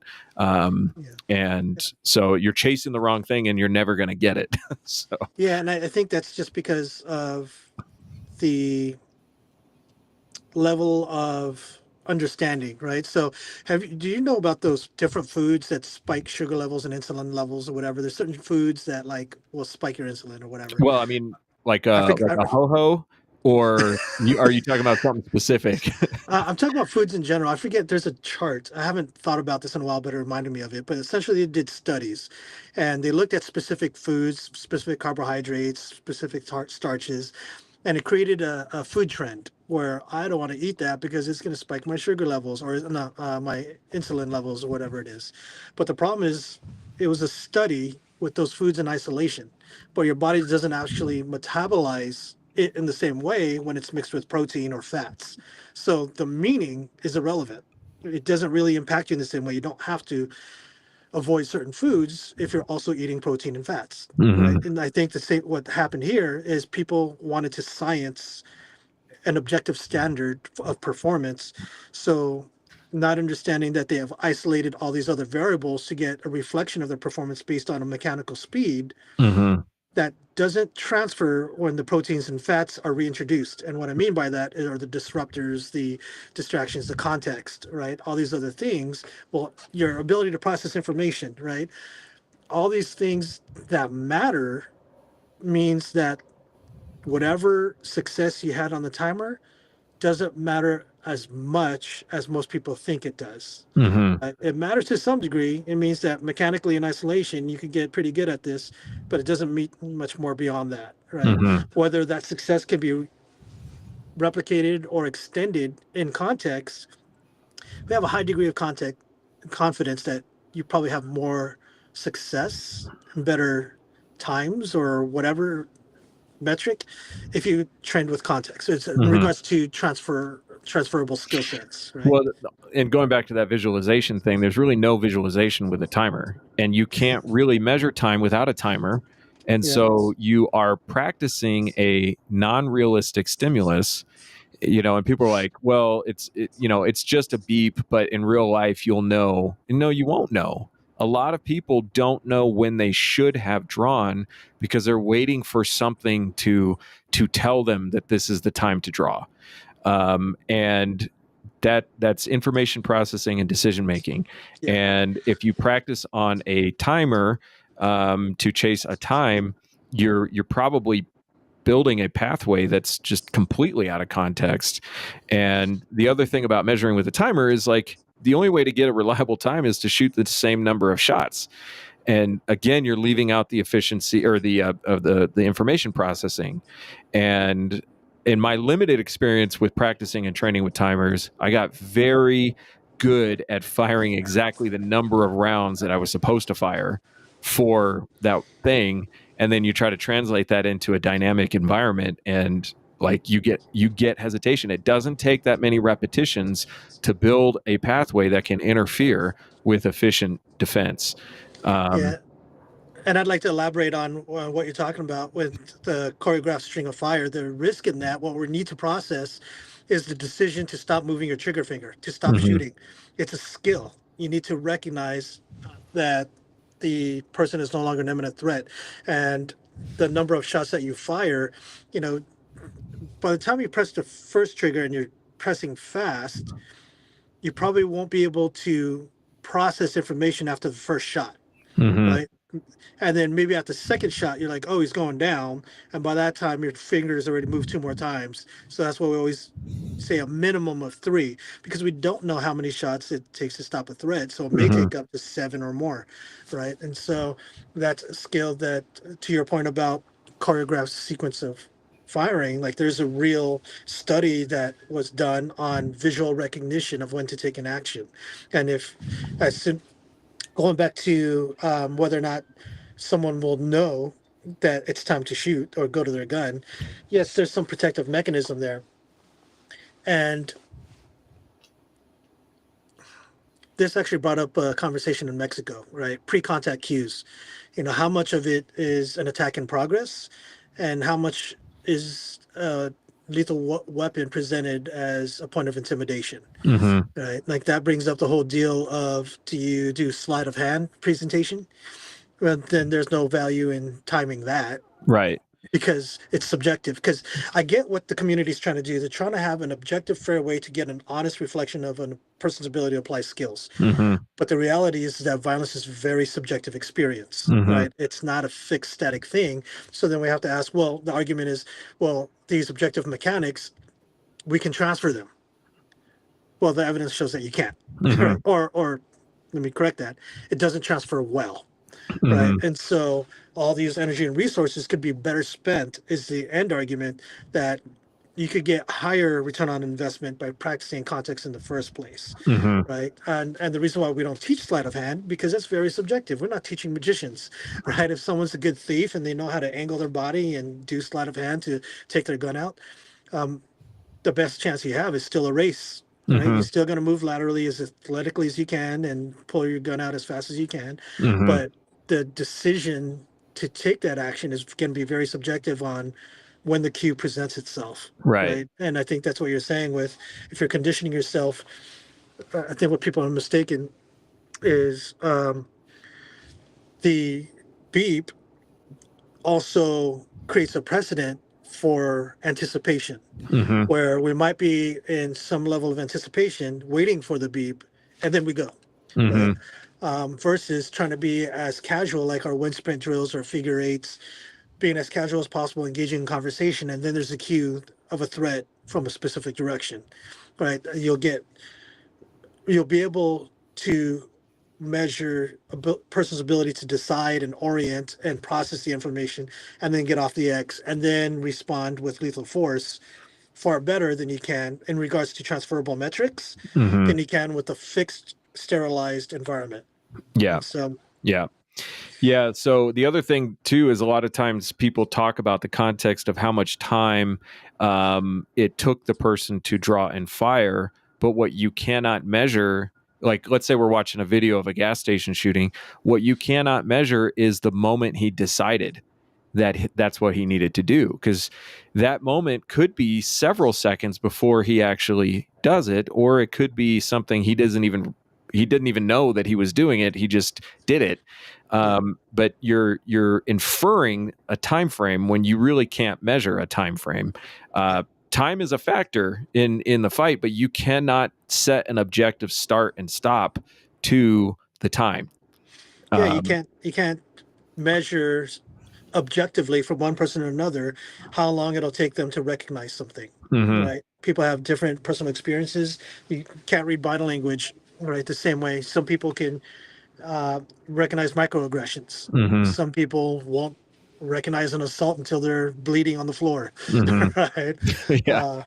And so it's a very subjective thing. It's an unfortunate reality that there's not that many objective things that we can do. There are some, but not that much. And so I think I'm not saying there's zero value in it. I'm saying there's very limited value, and I think it's often overvalued, where people rely on that to get that dopamine that I'm ready for a fight. Yeah. Right. And I equate that to the katas. If people practice katas and shadow boxing, and or breaking bricks, right? I could break 12 bricks. Yeah. Right? I'm ready for a fight. Right? Yeah. But so I've been toying with this idea of or not toying with this, but just kind of rolling this around in my head. Like the way to improve is to do it right and then to repeat it in context, because we have a natural inclination to efficiency. The entire universe, in fact, has a natural inclination to efficiency. So as long as you're doing the thing right and you're practicing it correctly, then you will be as efficient as you can be given the amount of time you have to practice. And that's all we can really expect from ourselves. Yeah. And the challenge with that is we have degrees of freedom in our movement, right? And what may be more efficient in the energy cost may not be more efficient in regards to leverage, right? Like people think that if I just crank this with my arms as hard as I can, that's the most efficient way to break this person's arm, or the only way to break this person's arm, when really they could just get their hips closer, pinch their knees together, and then just use their body weight a little bit. Right. And so there is a skill level. There is a skill level element to efficiency, because not everybody is as good at identifying efficiencies. But with the draw stroke, let's just say drawing the gun from concealment to presentation to pressing the trigger and applying the shots accurately. If you're doing all those things and you're repeating them in context, you will get as efficient as you can, unless you are coached in a more efficient way to do this, right? And somebody identifies, look, like the way you're moving right now is just dumb, and we need to talk about moving naturally and moving in context. And now once you do that, you're like, okay, I've corrected the problem, and now when I apply it, I will get as proficient and efficient as I can be, because I can't ask the 70-year-old woman to say, okay, you've done it good, now like let's focus on speed, when she's worried about falling over and breaking her hip. Like, we don't need to do that. As opposed to the young adult male whose brain is still spongy and the athleticism might be there. And, and kind of to that point that we didn't address yet is that not everybody has the mobility or health to train combatives in any way. And so whether you use any other devices like pepper spray, there's still value in training and practicing with that, right? With all the different contexts. One of my main gripes with pepper spray is that it emboldens people to apply force. It really does. Like they say, oh, it's legal, I could do it, and I'm justified. Now I'll be more inclined to spray this dude in the face rather than really de-escalate and walk away without incident. Yeah, right? That's one of my main. But my other gripes with it is if you do get a determined. Is shit popping off? Yeah. I don't know if you could hear that. I could hear something. Yeah. It's too early for it to be let out. So sorry, man. I got distracted for a hot second. I figured out what it was. Because there was bachelorette party. It's there was seals barking, and then I heard like a kid crying out, and I was like, "Is a kid getting eaten by a seal right now?" It's been But known to happen. yeah, yeah, unrelated. But oh yeah, those the ones that are on the screen, I'm not a huge fan of because you don't want to look like you're presenting lethal force without actually having the capability of having lethal force. Probably a bad idea. You just justified for the other guy to use lethal force, in my opinion. Right. What about in a prohibitive environment where you want a distance weapon, but you can't have a firearm? Well, I mean, I don't know what's wrong with the regular pepper spray that doesn't look like a gun, Mm-hmm. right? If you're that far away that you need something to shoot the projectile that far, you could probably do other measures to get away. You know, llama llama in pajama. Uh, but yeah, the my other gripe with it is if you don't have a redundancy outside of your firearm. If you have a determined attacker and they're sprinting at you and trying to spray it, and now you guys are grappling and you're getting it all up on, now you just like kind of pepper sprayed yourself a bit, right? Mm-hmm. So, I mean, that's a risk that it might be a net positive if you have no other means, right? I Mm-hmm. get that. But if you're relatively healthy and you can, in security, we have concentric layers of defense, and it should really start with the end user's ability, Mm-hmm. right? In my opinion, and then everything else is tools that force multiply your capability, but Mm-hmm. it should not be your only means of protecting yourself, Mm-hmm. right? And so, but I get it. It's some other people might not have the same physicality, they might not have the same capability, and they might not have any other choice, and so that's got what you got. And so I don't want to discount that at Yeah. all by overemphasizing, Yeah. grappling and striking and all that good stuff. Well, and that goes back to just the subjective nature of it. The certified old fart. Like I had a guy in the class last night who had rotator cuff injuries and severe mobility issues walking with a Yeah, cane, and yeah, you're not going to tell that guy like, well, what you got to do is get into the gym and learn how to hip throw somebody. right, right. His tolerance for violence is very low, and that's just stage of life. That's not Yeah, even like I'm this type of person. I'm this type of person now. yeah, Whereas maybe 20 years ago he would have been much more willing to absorb a punch or yeah, put hands on if necessary. And now it's like, no, you're getting all the lead that I've got until you stop doing the thing, because I can't do anything else. And so that's why when we're teaching this stuff, it's like skills applied, but you have to make that decision. You have to process the information, which part of that information processing is risk assessment for yourself and making the best decision in the moment, and then having the skills to follow up with that decision. absolutely. And that just reminded me. I'm trying to look up the doctor's name. Dr. Adia is his name. He kind of changed the game for me. Dr. Adia talks about Zone 2 training. When we're young, when we think about training, we all think of high intensity training, and that's the way to go. And the reason why you reminded me of it, you talked about the guy with the cane that maybe if he was in his younger age. Part of personal defense training, I think, is also understanding how to prepare for violence through different phases of life, right? What Dr. Adia really talked about with that Zone 2 training is talking about how our level of intensity when we get to a certain age should we kind of have this pyramid of high intensity being the peak and then having a wide base for cardiac performance. And once we get to a certain age, like we're not going to get in any better shape from that. It just kind of paraglides down. And so when we get to a certain age, we get more benefit in training more in the zone 2 area to maintain the cardiovascular efficiency based on the activity. So one of his goals, he likes to train in incline treadmill at zone 2 so he could train for traveling in airports, hustling from, I mean, being at 70 years old, hustling from one area to the other.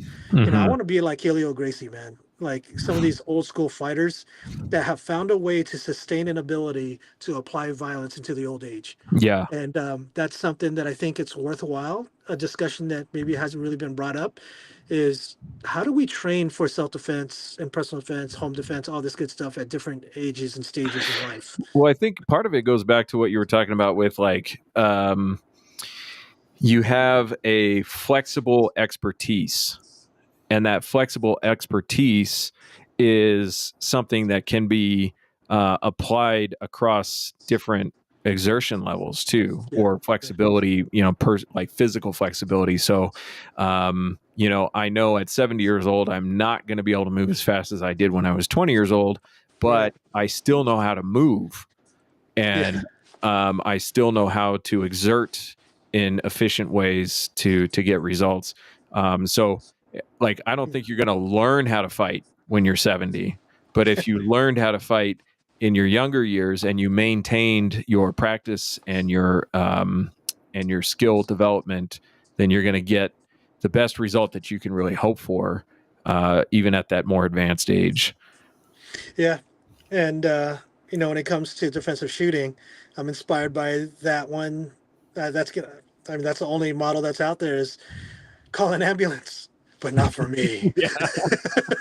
Yeah. That's the only paradigm that exists right now. That's all I know. Exactly. But we'll see. We'll see what some people come up with as we all age. Yeah. But, yeah. Well, cool, man. That was some good stuff. I appreciate you taking the time and letting me ask my questions. Edgar got to hear me ask a bunch of these questions already last week, so I think he's bored.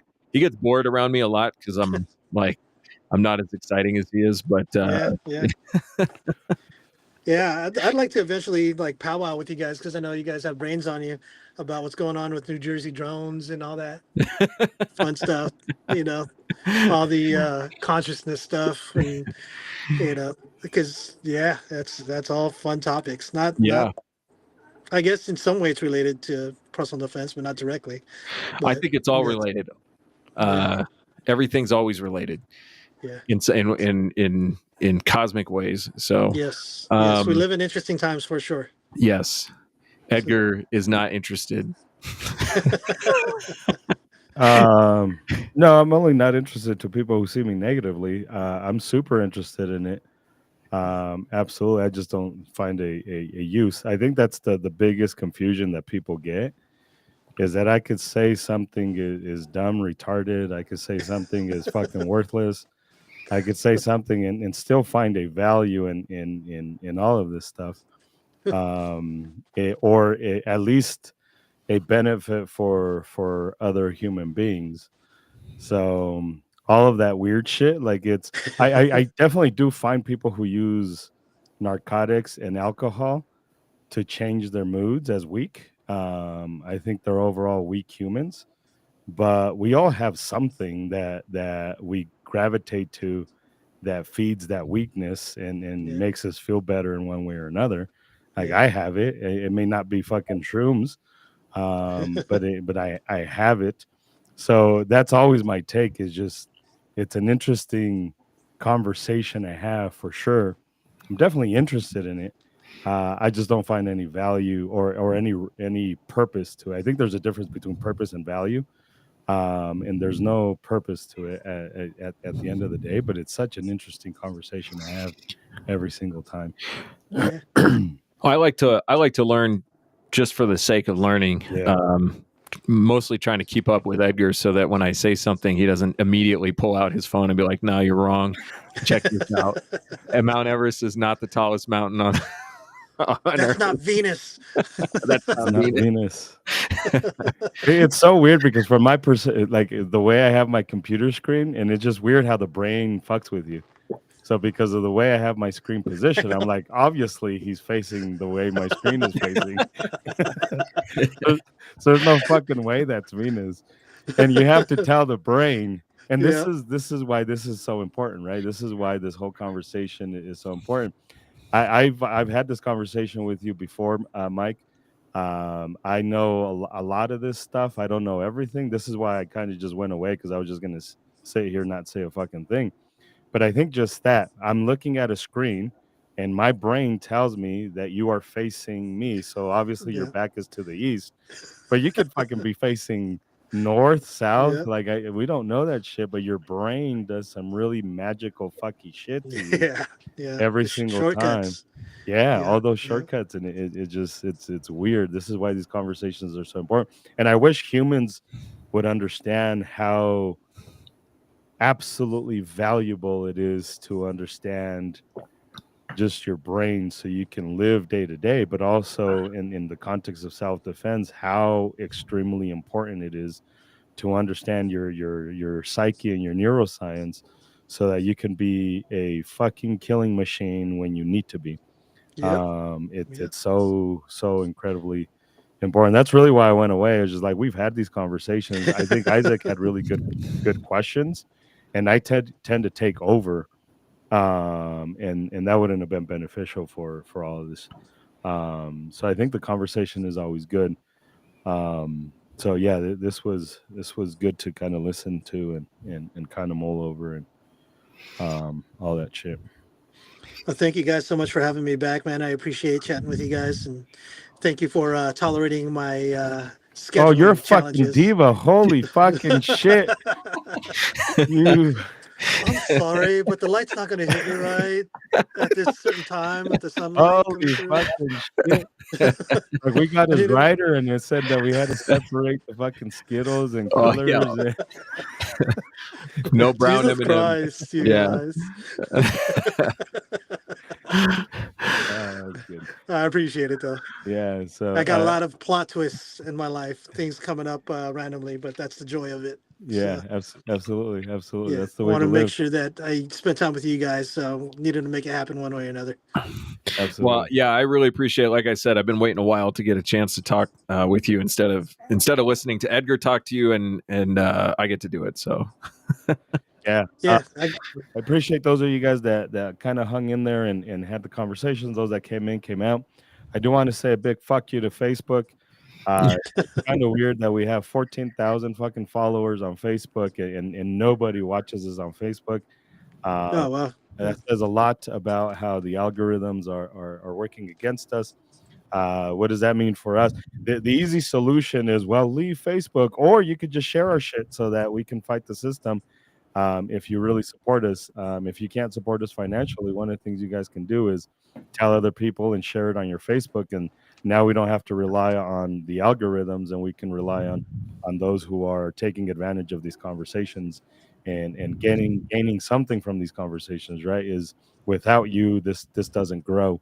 If we're not growing, it's because you're suppressing it and you're keeping it to yourself, which is cool. Except my kid doesn't eat off of 8 views. So sharing is the way to go. So please share it. Tell your friends about this shit. I hate to be a douchey about it, but it's we had to play the system and all that shit. So the only way we do it is with you sharing it. So I appreciate these two weirdos having this conversation. Super duper cool. Maybe we'll do this again next year. Maybe not.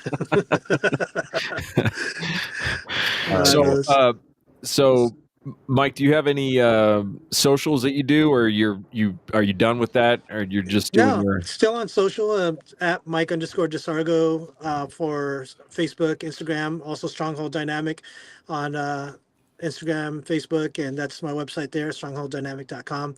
Do risk management consulting and can set up any kind of security plans if you need any. And I'm gonna take you to Mexico, to rural Yeah. Chihuahua. That's come exactly on what out, man. Let's do it. You won't do it. You You won't do it. You won't do it. You'll go consume our food and go fucking take advantage of our cheap food and pillage the land, but you will not fucking help it. Disappear into the wilderness. You will not help it. Is there a Chinese restaurant there too? No, that's only in Tijuana, and that's Hong Kong. That's the only Mexican Chinese restaurant anybody should go to. Yeah. Hong Rich Kong. cultural history. Yeah.